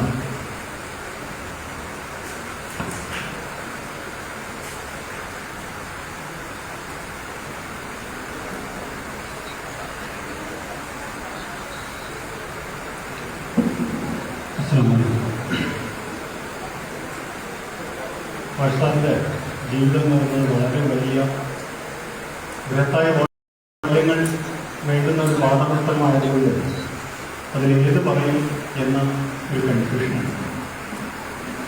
ഞാൻ ഹബീബ് ടീച്ചറുടെ സ്റ്റുഡൻ്റായിരുന്നു 1993 ഇവിടെ. 2002 ഞാൻ പാകിസ്ഥാനിലെ മരുമകനാണ്. ആ ജീവിതത്തിൽ ഞാൻ അത്ഭുതപ്പെടുത്തിയിട്ടുള്ള കാര്യങ്ങളിലൊന്ന് 20 വർഷം ഞാൻ പാകിസ്ഥാനിൻ്റെ കൂടെ ജീവിച്ചു. ഒരുപാട് കാര്യങ്ങൾ സംസാരിച്ചു. ഞാൻ പിന്നീട് ആലോചിച്ചിട്ടുണ്ട്, പാകിസ്ഥാൻ സംസാരിച്ച കാര്യത്തിൽ ഏറ്റവും കുറവ് സംസാരിച്ച കാര്യം എന്തായിരുന്നു എന്ന്. അത് കുടുംബപരമായ കാര്യങ്ങളായിരുന്നു എന്നുള്ളതാണ് കാര്യം. പാകിസ്ഥാനെ കുറിച്ചുകൂടെ പറഞ്ഞു. 13 മക്കളെ എല്ലാവരെയും ഗവൺമെൻറ് കോളേജിൽ തന്നെ പഠിപ്പിച്ചു എന്ന് പറയുന്നത് ശരിയല്ല, അവർ പഠിച്ചു എന്നാണ് ഞാൻ മനസ്സിലാക്കുന്നത്. കാരണം പാഠശാല കൃത്യതയോടുകൂടി ആരൊക്കെ എന്തൊക്കെ പഠിക്കുന്നു എന്ന് ചോദിച്ചു കഴിഞ്ഞാൽ പ്രവാചക വചനത്തിൻ്റെ ഒരു സാക്ഷ്യമാണ് ആ ജീവിതം എന്നാണ് പറയാനുള്ളത്. എപ്പോഴും അദ്ദേഹം സംസാരിച്ചത് നാടിനെക്കുറിച്ച്, സമുദായത്തെക്കുറിച്ച്, സമൂഹത്തെക്കുറിച്ച്, ചരിത്രത്തെക്കുറിച്ച്, അതിൽ മക്കൾ, മരുമക്കൾ, എൻ്റെ കുടുംബക്കാർക്കൊക്കെ ചെയ്യേണ്ട കാര്യങ്ങളെക്കുറിച്ച്. ടിപ്പു സുൽത്താൻ തിരുവങ്ങാടിയിൽ വന്ന് യുദ്ധം ചെയ്തിട്ടുണ്ട് ബ്രിട്ടീഷുകാർക്കെതിരെയും ഞാൻ ആദ്യമായി കേൾക്കുന്നത് പാകിസ്ഥാനിലാണ്. പാകിസ്ഥാന്റെ ജീവിതത്തിലെ ഏറ്റവും വലിയ പ്രത്യേകതയായി നമുക്ക് പഠിക്കാനുള്ള പാഠങ്ങളിൽ നിന്ന് ആ വളരെ പുഞ്ചിരി നിറഞ്ഞ ഒരു ഭാവം. ഏത് എതിരാളിയോടും അദ്ദേഹം പുലർത്തുന്ന അങ്ങേയറ്റത്തെ സഹിഷ്ണുത എന്ന് പറയാൻ കഴിയില്ല എന്നാണ് മനസ്സിലാക്കുന്നത്. അങ്ങേയറ്റത്തെ സ്നേഹം നിറഞ്ഞ ഒരു സമീപനമുണ്ട് അദ്ദേഹം. കഴിഞ്ഞ ചെറുപ്പശ്ശേരിയിൽ നടന്ന അനുസ്മരണ യോഗത്തിൽ അവിടെ ഉണ്ടായിരുന്ന വളരെ പ്രായം ചെന്ന രാഷ്ട്രീയക്കാരനായ സഖാവ് ഉമർ പറഞ്ഞ ഒരു കാര്യം, ഉമർക്ക പറഞ്ഞ ഒരു കാര്യം ഞാൻ കമാൽ പാഷ സിദ്ധാന്തപരമായി കമ്മ്യൂണിസത്തിൻ്റെ എതിർപക്ഷത്തായിരുന്നു എല്ലാ കാലത്തും വളരെ ശക്തമായി തന്നെ നിലകൊണ്ടിരുന്നത് ഈ സമൂഹത്തിലുള്ള ആളുകളോട് ഞാൻ പ്രത്യേകം പറയേണ്ട ആവശ്യമില്ല. പക്ഷേ സഖാവ് ഉമർക്കയോട് അദ്ദേഹം വാട്സാപ്പ് പറഞ്ഞത്രേ, ഉമറെ നിന്റെ സംസാരത്തിൻ്റെ ശൈലി കുറച്ച് രൂക്ഷമായ രീതിയിലാവുന്നുണ്ട്. നീ ഇങ്ങനെയൊക്കെ സംസാരിച്ചു കഴിഞ്ഞാൽ ആളുകൾ നിന്റെ പാർട്ടിയിലേക്ക് ആകർഷിക്കപ്പെടുകയും ചെയ്യുക, ആളുകൾ അകന്നു പോകും. അതുകൊണ്ട് നീ വളരെ സോഫ്റ്റ് ആയിട്ട് വേണം നീ അതിലൂടെ സംസാരിക്കാൻ എന്ന്. പ്രവാചക നിന്ദയെക്കുറിച്ച് ആളുകൾ സംസാരിക്കുകയും അതിൻ്റെ പേരിൽ ബഹളങ്ങൾ കൂട്ടിക്കൊണ്ടിരിക്കുകയും ചെയ്യുന്ന ഒരു സമയമാണ്. മുമ്പ് ഇതുപോലുണ്ടായ സമാനമായ കഴിയുകയും പിന്നീട് നിരന്തര കാലം ആശ ആ ബന്ധം തുടരുകയും ചെയ്തു എന്നുള്ള കാര്യമാണ്. ആശയെ സംബന്ധിച്ചിടത്തോളം അദ്ദേഹത്തിന് പറയാനുള്ള കാര്യം എന്ന് പറയുന്നത് അഡീഷണലായി പറയുന്ന ഒരു കാര്യമായിട്ടില്ല, മറിച്ച് അദ്ദേഹത്തിൻ്റെ തന്നെ ജീവിതമായിരുന്നു. അതിനാൽ അദ്ദേഹം വളരെ പ്രാക്ടീസിംഗ് ആയ ഒരു മുസ്ലിമാണ് എന്നതോടൊപ്പം തന്നെ അദ്ദേഹം തൻ്റെ ആദർശത്തിൻ്റെ കാര്യത്തിൽ ഒരിക്കലും പക്ഷേകൾ അദ്ദേഹത്തിന് ഉണ്ടായിരുന്നില്ല. ഒരിക്കലും ഒരു അപ്പോളജറ്റിക്കായ ഒരു വിശ്വാസിയായിക്കൊണ്ടല്ല അദ്ദേഹം ജീവിച്ചത്, മറിച്ച് വളരെ പ്രാക്ടീസിംഗ് ആയിട്ട് തന്നെ അപ്പോളജറ്റിക്കായി തന്നെ ഒരു ബഹുസ്വര സമൂഹത്തിൽ എല്ലാവരുടെയും സുഹൃത്തായി, എല്ലാവരുടെയും സ്നേഹം ആകർഷിച്ചു, എല്ലാവർക്കും സ്നേഹം പകർന്നു എങ്ങനെ ജീവിക്കാം എന്നതിൻ്റെ ഒരു ഉത്തമ ദൃഷ്ടാന്തമാണ് കമാൽ പാഷയുടെ ജീവിതം. അദ്ദേഹത്തിൻ്റെ വീട് പോലെ തന്നെയാണ് അദ്ദേഹത്തിൻ്റെ മനസ്സും എന്ന് പലപ്പോഴും തോന്നിയിട്ടുണ്ട്. വിവാഹം കഴിഞ്ഞപ്പോൾ ഒറ്റ കാര്യം കൊണ്ട് ഞാൻ അവസാനിപ്പിക്കുകയാണ്. ഏറ്റവും കൂടുതൽ അത്ഭുതപ്പെടുത്തിയ കാര്യം പലപ്പോഴും വീട്ടിൽ വാതിലുകൾ അടക്കാറില്ല എന്നുള്ളതാണ്. ഞാനും എൻ്റെ വൈഫും തമ്മിൽ വിവാഹത്തിന് ശേഷം ഉണ്ടായിട്ടുള്ള പലവിധ അഭിപ്രായ വ്യത്യാസങ്ങളിൽ നിന്ന് വാതിൽ അടക്കണമോ വേണ്ടയോ എന്നത് സംബന്ധിച്ചതായ ഒരു കാര്യമാണ്. ഇങ്ങനെ മനസ്സിലാക്കി ഭാഷയുടെ മകളായി ജീവിച്ചതുകൊണ്ട് വാതിൽ എന്ന് പറഞ്ഞാൽ എന്നും രാത്രി അടക്കേണ്ട ഒരു കാര്യമല്ല എന്നാണ് അത് പഠിപ്പിക്കപ്പെട്ടിരിക്കുന്നത്. കാരണം രാത്രി ഉറങ്ങുമ്പോൾ വീട്ടിലില്ലാത്ത പലരും രാവിലെ എഴുന്നേറ്റ് പള്ളിയിൽ പോകാൻ വേണ്ടി വാതിൽ തുറക്കുന്നുണ്ടാകും, അവിടെ പൂമുഖത്തോ മുന്നിൽ മുറിയിലൊക്കെ കിടന്നുറങ്ങുന്നു. ആരാന്ന് ചോദിക്കുമ്പോൾ വൈഫിനോട് ചോദിക്കുമ്പോൾ അവർക്കും അറിയുന്നുണ്ടാക്കിയ വീട്ടിലേക്ക് അറിയില്ല ആരാണ്.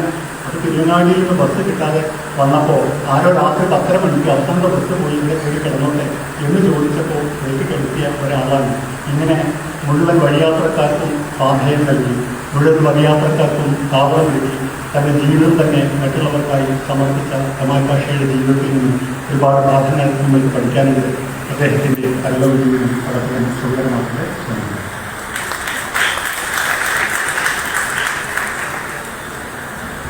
പാഷ സാറിൻ്റെ കൂടെ വർക്ക് ചെയ്ത ഒരുപാട് ആളുകൾ സ്റ്റേജിലുണ്ട്.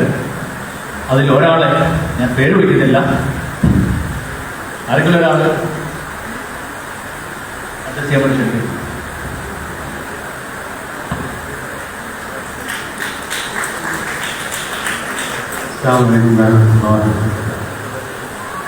പ്രസംഗിക്കാൻ എനിക്ക് അറിയില്ല, അതൊരു വിവരവുമില്ല. വാട്സാപ്പ് ഞാനും ഒരുമിച്ചാണ് ഇവിടെ പടിയിറങ്ങിപ്പോയത്. അദ്ദേഹത്തിന് പക്ഷേ എന്നേക്കാൾ 2-3 വർഷം സർവീസ് കൂടുതലുണ്ടായിരുന്നു. 68 തുടങ്ങി 2001 വരെ, ഞാനാണെങ്കിൽ 72 തുടങ്ങി 2001 വരെ. ഞാൻ വരുമ്പോൾ വാട്സാറും അബ്ദുൽ സാറും മാത്രമേ ഡിപ്പാർട്ട്മെൻറ്റ്. മൂന്നാമനായി ഞാൻ വന്നു. കുറച്ചു കാലം കൂടെ അബ്ദുൽ സാറോട് ഉണ്ടായിരുന്നു. പിന്നെ വിദേശത്തേക്ക് ജോലിക്ക് പോയി. പിന്നെ ഞങ്ങൾ രണ്ടാളും ആണ് ഏറ്റവും മുതിർന്ന ആൾക്കാരെന്ന് പറയാറുണ്ട്. പക്ഷെ മറ്റൊരു കാര്യം ഞങ്ങളെ കമ്പയർ ചെയ്യാൻ പറ്റും. ഞാൻ പറയുന്നത് 140ഓളം പുസ്തകങ്ങൾ എഴുതി അതിൽ ഒരു പുസ്തകം പോലും എഴുതാൻ എന്നെ കൊണ്ട് കഴിഞ്ഞിട്ടില്ല എന്നുള്ളതാണ് എഴുതുന്നത്. അങ്ങനെയെങ്കിൽ കമ്പയർ ചെയ്യാൻ പറ്റുക. ഒരാൾ 140 പുസ്തകം, ഒരേ ഏജ്, ഒരേ കാലം, 1946 ജനിച്ചു. ഒരു പുസ്തകം പോലും എനിക്ക് എഴുതാൻ പറ്റിയിട്ടില്ല. എന്നാൽ അദ്ദേഹത്തിന് തീർത്തുന്നത് ഒരുപക്ഷെ വലിയ അത്ഭുതമുണ്ട്. ലീഗ് കോട്ടയെടുത്ത്, കോട്ടയുണ്ടാക്കി, കൊട്ടാരം ഉണ്ടാക്കി, നിമിഷങ്ങൾക്കുള്ളിൽ എന്നൊക്കെ പറഞ്ഞതുപോലെ ഒരു മനുഷ്യൻ്റെ ജീവിതത്തിനിടയിൽ 140 പുസ്തകം എഴുതി വെക്കാന്നൊക്കെ പറഞ്ഞാൽ അത് അത്ഭുതം തന്നെ. അതിന് കൂടെ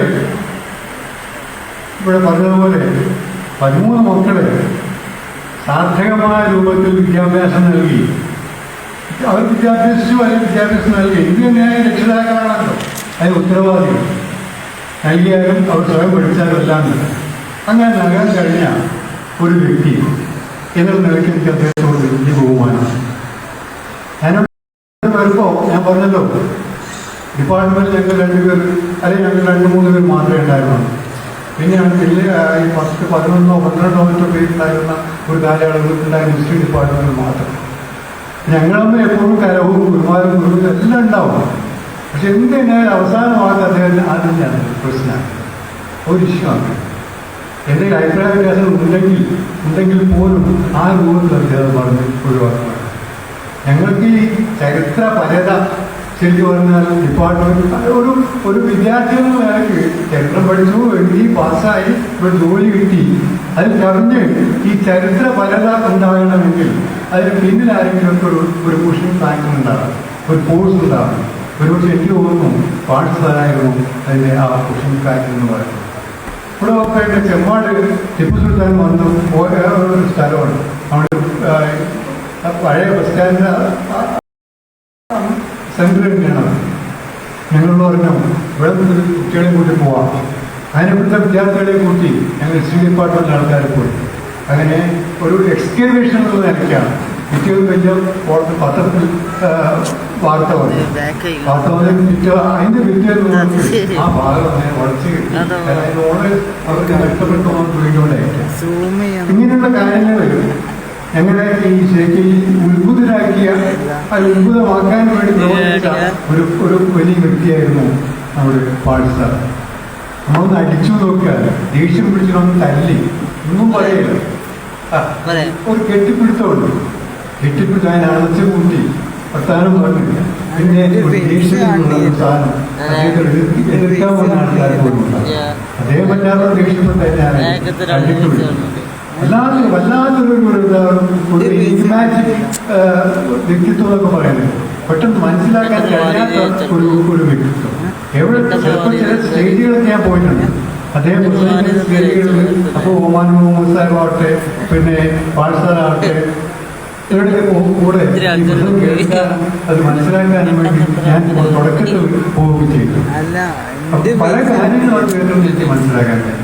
ജീവിതത്തിൽ പകർത്തിയോ ചോദിച്ചാൽ അദ്ദേഹം ശബ്ദം ക്ലാസ്സിൽ ഞാനും എടുക്കാറുണ്ട്. ഒരു ആ ഒരു കാര്യത്തിൽ മാത്രമാണ് ഞാൻ അതിനെ അംഗീകരിച്ചത് എന്ന് പറയാറുണ്ട്.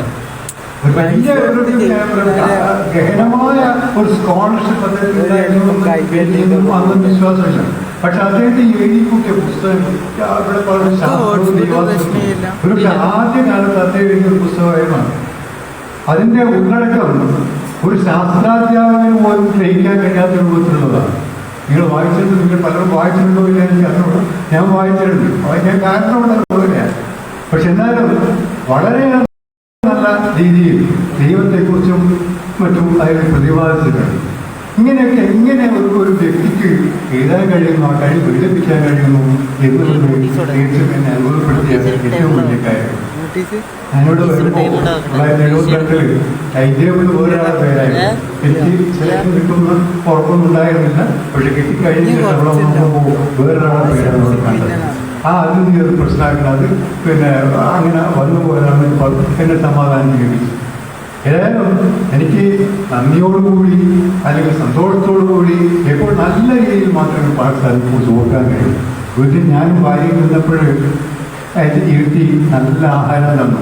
ഇവിടെ പലരും പറയുന്നുണ്ടായിരുന്നു ഒരു പിന്നെ പാതയിലും ആ രൂപത്തിൽ വഴിപോക്കർക്കും എല്ലാവരും കയറി കിടക്കാനും സംസാരിക്കാനും ഭക്ഷണം കഴിക്കാനും എല്ലാം ഉള്ള ഒരു സ്ഥലമായിരുന്നു പാഠശാല. അദ്ദേഹം എഞ്ചിനീയറാണോ, അദ്ദേഹം ഡോക്ടറാണോ, അദ്ദേഹം ഡോക്ടറേറ്റ് ഉണ്ട്. അത് കൂടാതെ ചികിത്സിക്കാനുള്ള ഡോക്ടർ ആ പദവിയുണ്ട്. അത് പിന്നെ വീട് സ്വയം രൂപകൽപ്പന വീടുകളാണ്. ഇടങ്ങടിയായാലും എവിടെയായാലും അദ്ദേഹം വീടെടുക്കുന്നുണ്ടെങ്കിൽ ഒരു എഞ്ചിനീയർ സ്ഥാനം കൊണ്ടൊന്നുമല്ല. അദ്ദേഹം ആ രീതിയിൽ കാണുന്നു, അങ്ങനത്തെ ഒരു പ്ലാൻ ഉണ്ടാക്കുന്നു, വീടുണ്ടാക്കുന്നു. നമുക്ക് ഇവിടെ പറഞ്ഞ പോലെ ഒരു വീടുണ്ടാക്കണമെങ്കിൽ പല കാര്യങ്ങൾ ആലോചിച്ച് പലരെയും കൺസൾട്ട് ചെയ്ത് മാത്രമേ ചെയ്യാൻ പറ്റൂ. അദ്ദേഹത്തിന് അങ്ങനെയായിരുന്നു. അദ്ദേഹം എല്ലാറ്റിൻ്റെയും എല്ലാ കഴിവുകളുടെയും ഒരു സമാഹാരമായിരുന്നു. എന്തെങ്കിലും ഒരു ചോദ്യം ഏത് വിഷയത്തെക്കുറിച്ചാണ് ഒരു ചോദ്യം വരികയാണെങ്കിൽ അതിന് കൃത്യമായ ഉത്തരം അദ്ദേഹത്തിനുണ്ടാകും.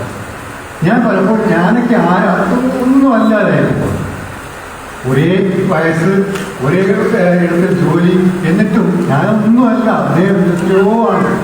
ആ ഒരു തോന്നൽ എനിക്ക് ഇപ്പോഴും അരട്ടും. ഞാൻ എനിക്ക് ഇത്രയും കാലം പിന്നെ വേസ്റ്റ് ചെയ്യാൻ എങ്ങനെ കഴിഞ്ഞു എന്നുള്ളതാണ് എനിക്കിപ്പോൾ അത്ഭുതമായിരുന്നു. ഇതൊക്കെ ഉണ്ടാക്കിയെങ്കിലും എനിക്ക് ചെയ്യാൻ കഴിഞ്ഞു. എന്നെപ്പോഴും പല ആൾക്കാർക്കും ചെയ്യാൻ പറ്റും. അദ്ദേഹത്തിൻ്റെ മുമ്പിൽ കണ്ണുനീർ അർപ്പിച്ചുകൊണ്ട് അദ്ദേഹത്തെ സ്മരിക്കുകയാണ്. അദ്ദേഹത്തിൻ്റെ പരലോക ജീവിതം വളരെയേറെ സാർത്ഥകമാവട്ടെ, അല്ലെങ്കിൽ അദ്ദേഹത്തെ പരലോക ജീവിതം ഗുണകരമാവട്ടെ. അള്ളാഹു എല്ലാ രീതിയിലും അദ്ദേഹത്തെ അനുഗ്രഹിക്കട്ടെ എന്ന് പറഞ്ഞുകൊണ്ട് ഞാൻ ചെലവാകുന്നു. അസ്സലാമു അലൈക്കും. അടുത്തതായി പാകിസ്ഥാനിൻ്റെ മക്കളെ പ്രതികരിച്ചുകൊണ്ട് ഡോക്ടർ നാജിദ ഷറഫ്.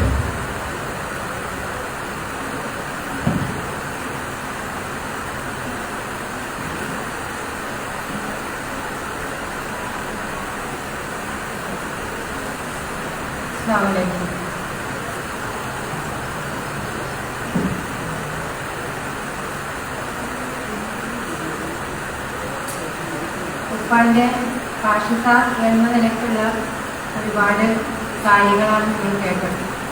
ഞാനിപ്പോൾ പറയാൻ ഉദ്ദേശിക്കുന്നത് 2 വർഷം വീടിൻ്റെ ഉള്ളിൽ കിടന്നിരുന്ന എൻ്റെ ഉപ്പയെക്കുറിച്ചാണ്. ഉപ്പ വളരെ ഊർജ്ജസ്വനായിരുന്നു. നമുക്കൊക്കെ അറിയാവുന്ന പോലെ തന്നെ ഉപ്പാക്ക് റെസ്റ്റ് എന്നൊരു വാക്ക് പല ഡിക്ഷണറിയിൽ ഇല്ലാത്തതാണ്. ആ റെസ്റ്റ് എന്ന വാക്കിന് തന്നെ ഉപ്പ ഞങ്ങൾക്ക് പറഞ്ഞു തന്നിട്ടുള്ളത്, റെസ്റ്റ് എന്ന് പറഞ്ഞാൽ നമ്മൾ വെറുതെ ഇരിക്കലല്ല, നമ്മൾക്ക് ബോറടിക്കുന്ന ഒരു പ്രവൃത്തി, ഒരു കാര്യം നിർത്തി വെച്ചിട്ട് നമുക്ക് ഇൻട്രസ്റ്റ് ഉള്ള, നമുക്ക് താല്പര്യമുള്ള വേറെ എന്തിലെങ്കിലും ഏർപ്പെടുക. അതല്ലാതെ റെസ്റ്റ് എന്ന് പറഞ്ഞ് കിടക്കുന്ന ഒരു ഉപ്പയെ ഈ ആരോഗ്യമുള്ള കാലത്ത് ഞങ്ങൾ കണ്ടിട്ടില്ല. അപ്പോൾ ഈ കിടപ്പിലായ സമയത്തും ഞങ്ങളിപ്പോൾ റിട്ടയർ ചെയ്യുമ്പോൾ ഞങ്ങൾ വിചാരിച്ചത് ഇപ്പം അതിനൊരു റെസ്റ്റ് ആയിക്കോട്ടെ എന്നാണ്. പക്ഷെ ഇപ്പോൾ റിട്ടയർ ചെയ്യാതപ്പോൾ അത് ജയിലിൽ പുറത്ത് ചാടിയ പോലെയായിരുന്നു. കൂടുതൽ പ്രവർത്തിക്കാൻ, കൂടുതൽ ആക്റ്റീവ് ആവാനുള്ള ഒരു സ്വാതന്ത്ര്യം കിട്ടിയ പോലെയായിരുന്നു. ഈ കിടപ്പിലായപ്പോഴും ഉപ്പാൻ്റെ ശരീരം മാത്രമേ റെസ്റ്റ് എടുത്തിട്ടുള്ളൂ. ഉപ്പാൻ്റെ ചിന്തയും ഉപ്പാൻ്റെ വായനകളും ഒക്കെ ഉപ്പ തുടരുകയായിരുന്നു. കാഴ്ചയില്ലെങ്കിലും ഉപ്പാക്കൊരു സ്റ്റാഫ് ഉണ്ടായിരുന്നു. ആ സ്റ്റാഫിനെ കൊണ്ട് വായിപ്പിക്കുകയും എഴുതിപ്പിക്കുകയും പുതിയ പുസ്തകങ്ങൾ ഇറക്കുകയും ഒക്കെ ചെയ്തിട്ടുണ്ട്. അതുപോലെ ഉപ്പാൻ്റെ ആ കിടപ്പിൽ 2 വർഷം കാഴ്ച പൂർണ്ണമായി നഷ്ടപ്പെട്ടിട്ട് ശാരീരികമായിട്ട് കൊതുകിനെ പോലും ആക്കാൻ ഉപ്പാക്ക് പറ്റിയിരുന്നില്ല. അങ്ങനെ കിടക്കുമ്പോൾ ഉപ്പാൻ്റെ ഒരു ദിനചര്യ എന്ന് പറയുന്നത്, രാവിലെ ആയാസത്തെ ഖുർആൻ ക്ലാസ് കേൾക്കും. അത് കഴിഞ്ഞാലും ഉപ്പാനെ മേലൊക്കെ തുടച്ചു കൊടുത്ത് നല്ല വസ്ത്രം ധരിപ്പിച്ച് വളരെ ഭംഗിയായി കിടത്തും. ഞങ്ങൾ 8-9 മണിയൊക്കെ ആയിട്ട് ഞങ്ങൾ ജോലിക്ക് ഇറങ്ങുമ്പോൾ ഉപ്പ സുന്ദരനായി കിടക്കുന്നുണ്ടാവും. പിന്നെ അന്നത്തെ പത്രം വായിക്കുക, ആഴ്ചയിലെ വീക്കിലികൾ വായിക്കുക, ഇതൊക്കെ ഉമ്മയെ വായിച്ചു കൊടുക്കുക, മീഡിയ 1 കേട്ടുകൊണ്ടിരിക്കുക. അങ്ങനെ ഉപ്പ ഒരു ആരോഗ്യമുള്ള അവസ്ഥയിൽ എങ്ങനെയായിരുന്നു അതുപോലെ തന്നെയാണ് ലാസ്റ്റ് മരണപ്പെടുന്നതിൻ്റെ ഒരു ദിവസങ്ങൾ മുമ്പ് ഉപ്പാൻ്റെ അവസ്ഥ അങ്ങനെയായിരുന്നു. പിന്നെ എല്ലാവരും പറഞ്ഞപ്പോൾ എൻ്റെ അക്ഷോഭ്യനായിരുന്നു. ഉപ്പ ഏതൊരാളിലും നന്മ മാത്രമേ കാണുള്ളൂ. അവരുടെ നന്മ ഉണ്ടാകും, അത് മാത്രം കാണാനുള്ളൊരു പ്രത്യേക കഴിവ് ഉപ്പാക്കുണ്ടായിരുന്നു. അതേപോലെ ഏത് വലിയ പ്രശ്നങ്ങളെ ഉപ്പ തരണം ചെയ്തില്ല. ഞങ്ങളോടൊക്കെ ഉപദേശിക്കുന്ന കാര്യം തന്നെയാണ്, പാസ്റ്റ് ഈസ് പാസ്റ്റ് എന്ന് പറയുന്നത്. കഴിഞ്ഞത് കഴിഞ്ഞ് എന്ത് ഇഷ്യൂ വന്നാലും നമുക്ക് മുന്നിൽ എന്താണ് അതിനൊരു സൊല്യൂഷൻ, അതിനെക്കുറിച്ച് മാത്രം ചിന്തിക്കുക, കഴിഞ്ഞതിനെ കുറിച്ച് വേവലാതിപ്പെടാതിരിക്കുക.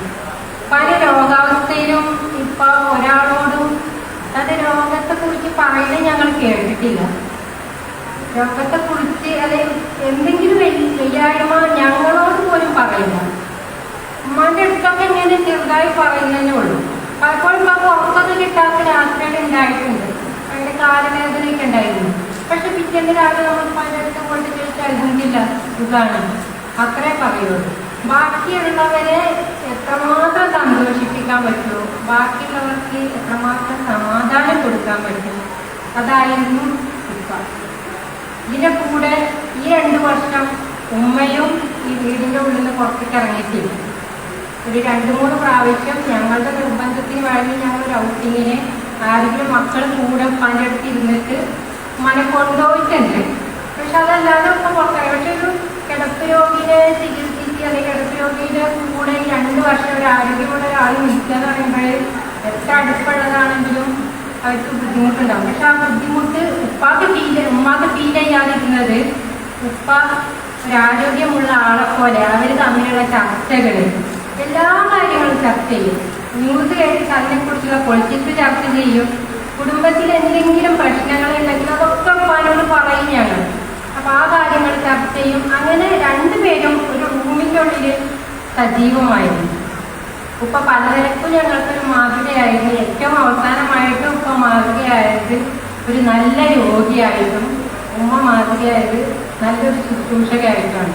അത് ഉപ്പ തന്നെ ഞങ്ങളുടെ അടുത്ത് പറയും, നിങ്ങളിതൊക്കെ കണ്ടു പഠിക്കണം, നിങ്ങൾ പരസ്പരം ആവശ്യതയാവുന്ന സമയത്ത് ഇങ്ങനെ താങ്ങായിട്ട് നിൽക്കണം എന്ന് ഉപ്പ പറയും. ഉപ്പാക്ക് സ്നേഹം കൊടുക്കാൻ മാത്രമേ അറിയുള്ളൂ. ഉപ്പ അത് ആഗ്രഹിക്കുകയും ചെയ്തിരുന്നു, സ്നേഹവും പരിഗണനയും. അതായത് ഉപ്പാൻ്റെ ഒരു ക്വാളിറ്റി. അങ്ങനെയാണ് പല അഭിപ്രായങ്ങളുള്ള, പല മതത്തിൽപ്പെട്ട, പല പൊളിറ്റിക്സുള്ളവരൊക്കെ ഉപ്പാക്ക് കൂടെ ചേർത്ത് നിർത്താൻ കഴിയും. അപ്പോൾ മരിച്ചതിന് ശേഷം വന്ന വിസിറ്റേഴ്സിൽ നിന്നാണ് നമ്മൾ പലരും ചിലപ്പോൾ ഉപ്പാൻ്റെ അടുത്ത് 5-10 മിനിറ്റ് സംസാരിച്ചിട്ടുള്ളൂ എന്നാണ് പറയാം. പക്ഷെ അതിൻ്റെ ഇടയിൽ എന്തെങ്കിലും ഒരു സ്പാർക്ക് ഇപ്പം അവർക്ക് ഇട്ട് കൊടുത്തിട്ടുണ്ടാവും. അത് അവരുടെ ലൈഫിനെ തന്നെ ചേഞ്ച് ചെയ്തിട്ടുണ്ടാവും. വളരെ ഇപ്പം കൗൺസിലിംഗ് നടത്തിയിരുന്നില്ല. അപ്പോൾ ഈ ഒരുപാട് ആ കൗൺസിലിങ്ങിൽ വന്നിരുന്ന രോഗികളായിട്ടുള്ള ആളുകളൊക്കെ ഇപ്പോൾ മരിച്ചതിന് ശേഷം വീട്ടിൽ വന്നപ്പോൾ അപ്പം അതിൻ്റെ ഒരൊറ്റ ചെറിയൊരു ഡയലോഗ് അല്ലെങ്കിൽ ചെറിയൊരു സമാധാനിപ്പിക്കൽ, അത് അവരുടെ ലൈഫ് എത്രമാത്രം മാറ്റി എന്നവർ പറയുമ്പോഴാണ് നമുക്ക് ഉപ്പാൻ്റെ ആ ഒരു വിശാലത മനസ്സിലാവുന്നത്. ഉപ്പാൻ്റെ കബറിടം വിശാലമാക്കാനും സ്വർഗത്തിൽ ഉപ്പാക്ക് അർഹിക്കുന്ന സ്ഥാനം നൽകാനും നിങ്ങളെല്ലാവരും പ്രാർത്ഥിക്കണമെന്ന് പറഞ്ഞുകൊണ്ട് ഞാൻ നിർത്തുന്നു.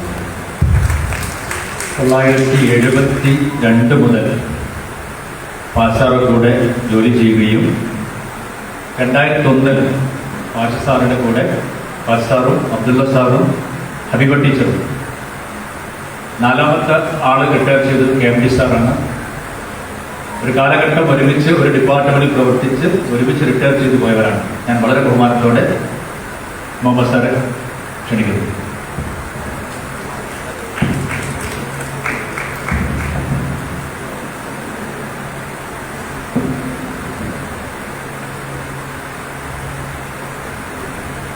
പ്രിയപ്പെട്ട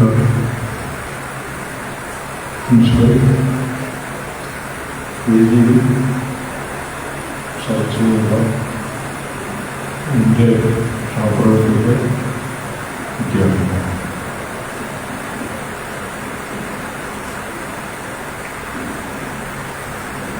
പാഷ പ്രിൻസിപ്പൽ പറഞ്ഞ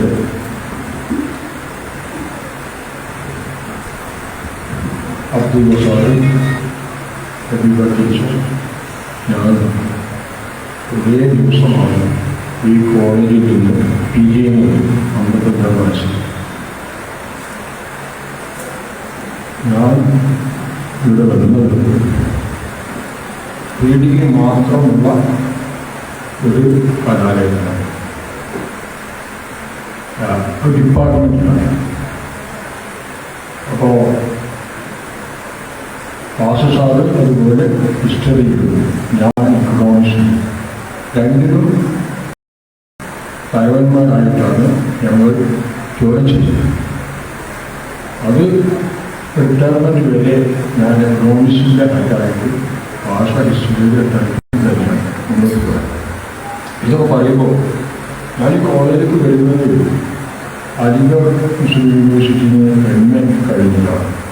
അന്ന് അവിടെ ഞങ്ങൾ ഇത് ഞാനിവിടെ സ്പെൻഡിക്കുന്നത് അന്ന് അബ്ദുൽ സാർ ഞാൻ ചെല്ലുമ്പോൾ 3rd സെമിസ്റ്റർ MA ഹിസ്റ്ററി, ഞാൻ 1st സെമിസ്റ്റർ എക്കണോമിക്സ് മീഡിയാണ്. എക്കണോമിക്സ് ആവുമ്പോൾ എങ്ങനെയായിരുന്നു ഞങ്ങളൊരു വർഷത്തെ വ്യത്യാസത്തിലാണ്, അവിടെ ഒരു വർഷത്തെ വ്യത്യാസത്തിലാണ് വരികയെന്നാണ് എൻ്റെ വിശ്വാസം. അപ്പോൾ സാറിപ്പോൾ അസുഖമായിരിക്കണം ദിലീപ് സാറ് വളരെ കൃപയാണ്. ഞങ്ങളൊക്കെ ഏകദേശം ഇങ്ങനൊക്കെ നടക്കുന്നുണ്ട്. എന്നാലും 76, 75, 76 വയസ്സിലാണ്. പാഷസാറിനെ പറ്റി പറയുമ്പോൾ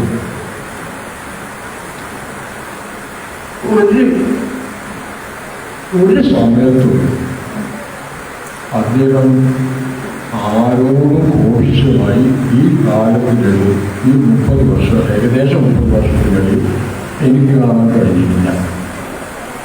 പ്രശ്നമുണ്ടാവും. ഞങ്ങൾക്ക് വാഗ്വാദത്തിലൊക്കെ ഏർപ്പെടാറുണ്ട്. അപ്പോഴൊക്കെ ചിരിച്ചുകൊണ്ട് മാത്രമേ സംസാരിക്കൂ. അദ്ദേഹത്തിൻ്റെ ചില ആശയങ്ങളല്ല, ചില അഭിപ്രായങ്ങളോട് ചിലപ്പോൾ യോജിക്കാൻ കഴിയുന്നില്ല. പക്ഷെ എന്നാലും ഇതൊരു വളരെ സ്വതന്ത്രമായ ഒരു ഭാഷയിൽ എനിക്കത് ഇഷ്യൂ ആക്കണ്ട എന്ന് പറയാൻ കഴിയും. അതോടുകൂടി ഖുർആൻ പറഞ്ഞപ്പോൾ പിന്നെ നിർവ്വഹണ സാധ്യത എന്ന് പറയുന്നത് നിർവ്വഹണ സാധ്യത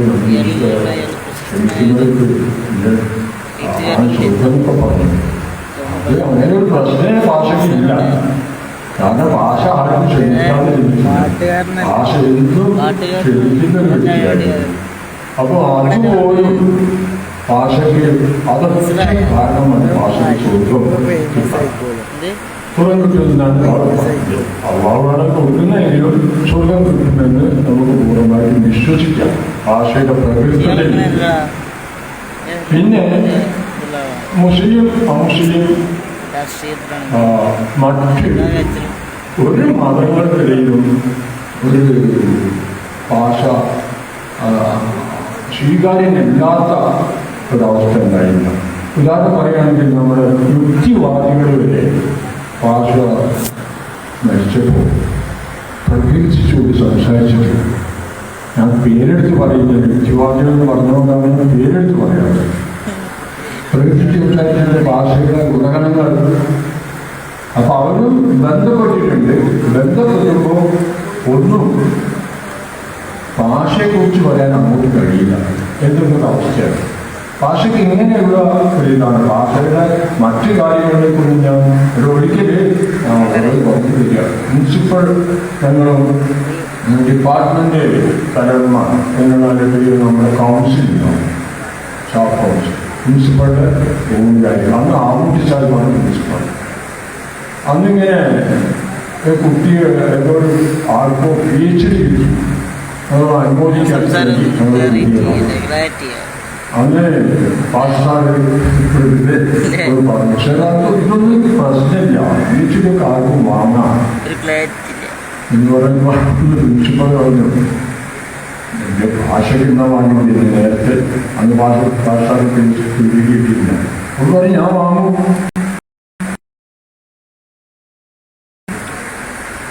വാങ്ങുന്നതോ കൊടുത്താണ് പ്രിൻസിപ്പൾ, അന്നത്തെ പ്രിൻസിപ്പൾ. ആ വാദം വരുന്ന കാര്യം PhD കരസ്ഥമാക്കി. അക്കാലത്ത് ഇങ്ങനെയൊക്കെയുള്ള പറയുന്നതിനൊരു ഞാൻ ഒന്നുകൂടെ ശ്രദ്ധിക്കണമെന്ന് അറിയിച്ചുകൊണ്ട് മാന്യരെ സുഹൃത്തുക്കളെ, വിദ്യാർത്ഥി സുഹൃത്തുക്കളെ, ഭാഷയെ കുറിച്ച് എല്ലാം പറഞ്ഞു. ഈ പറഞ്ഞതിൽ അപ്പുറമാണ് ഭാഷ നമുക്ക് ജീവിതം കൊണ്ട് മനസ്സിലായതാണ്. ഗ്രന്ഥകാരൻ, പ്രഭാഷകനും, നല്ലൊരു ടീച്ചറും ആളുകളുടെ വിയോഗം തീരെ നഷ്ടമാണ്. നല്ല പകരക്കാരൻ പുസ്തകങ്ങള്, അതുപോലെ ഇവിടെ വന്ന ഓരോരുത്തർക്കും വ്യത്യസ്തമായിട്ടുള്ള ചെറുതും വലുതുമായിട്ടുള്ള അനുഭവങ്ങള്. അപ്പോ അദ്ദേഹം അത്രയും അറിവും അത്രയും ആ അറിവ് തന്നെ മറ്റുള്ളവർക്ക് എങ്ങനെയൊക്കെ എത്രയൊക്കെ രൂപത്തിൽ കൊടുക്കാൻ പറ്റുമെന്ന് ജീവിച്ച കാലം അത്രയും ആലോചിച്ചുകൊണ്ടിരിക്കുകയാണ് എന്നുള്ളതാണ് മനസ്സിലായത്. അപ്പോൾ സ്റ്റുഡൻസിന്റെ റെപ്രസെന്റേറ്റീവ് എന്ന നിലയ്ക്ക് പഠിച്ചവനെ മൂപ്പരെ നമ്മളെ സ്വർഗത്തിൽ ഒരുമിച്ച് കൂട്ടട്ടെ എന്ന് ആത്മാർത്ഥമായി പ്രാർത്ഥിച്ചുകൊണ്ട്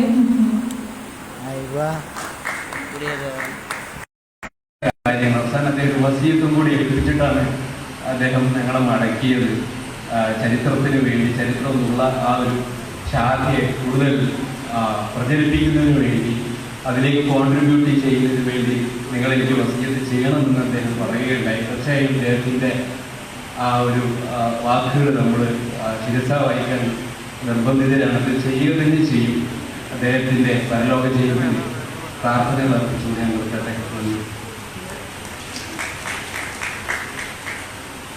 നമ്മൾ അവസാനിപ്പിക്കുകയാണ്. എന്തായാലും വളരെ സന്തോഷമുണ്ട്.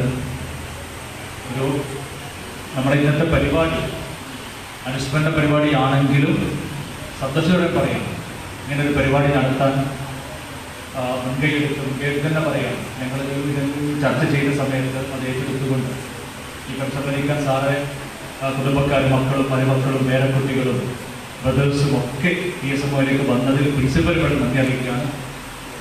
ഔദ്യോഗികമായി നന്ദി പറയാൻ വേണ്ടി ഹിസ്റ്ററി ഡിപ്പാർട്ട്മെന്റ് HOD പ്രിയപ്പെട്ട സെലീന എമ്മിനെ ക്ഷണിക്കുന്നു.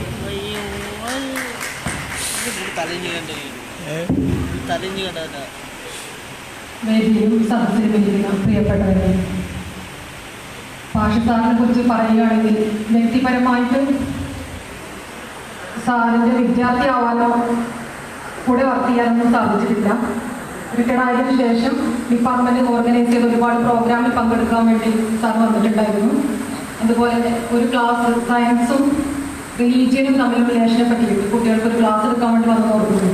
അന്നാണ് സാറിനോട് ഏറ്റവും അടുത്ത് സംസാരിക്കാൻ പറ്റിയത്. അന്ന് സാറ് എന്നോട് ഇങ്ങനെ അടുത്ത് വിളിച്ച് പറഞ്ഞു, വീടും ഡീറ്റെയിൽസൊക്കെ ചോദിച്ചതിന് ശേഷം പറഞ്ഞു, പെൺകുട്ടികൾ പഠിക്കണം, ഉന്നതങ്ങളിൽ എത്തിച്ചേരണം, സമൂഹത്തിന് മാതൃകയാവണം. നേരത്തെ ജലീൽ സാർ പറഞ്ഞതുപോലെ വളരെ കുറച്ച് സമയം സംസാരിച്ചുള്ളെങ്കിലും ഏറ്റവും വളരെ പ്രിയപ്പെട്ട ഒരാളായിട്ട് ഫീൽ ചെയ്തു സാർ.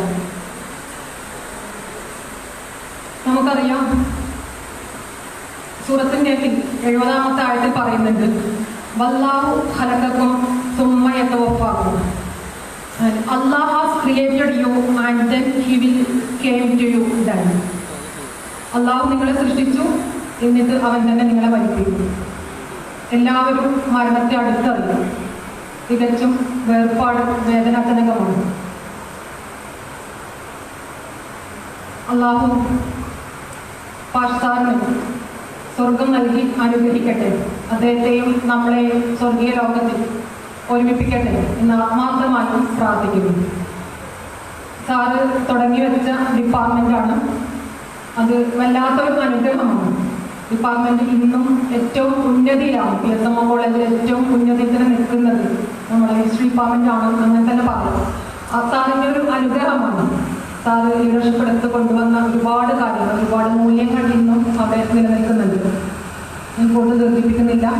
നമ്മുടെ ഇന്നത്തെ ഈ പ്രോഗ്രാം അധ്യക്ഷം വഹിച്ച ജനാബ് MK ബാബു സാറിന് ഡിപ്പാർട്ട്മെൻറ്റ് പേര് പ്രത്യേക നന്ദി അറിയിക്കുന്നു.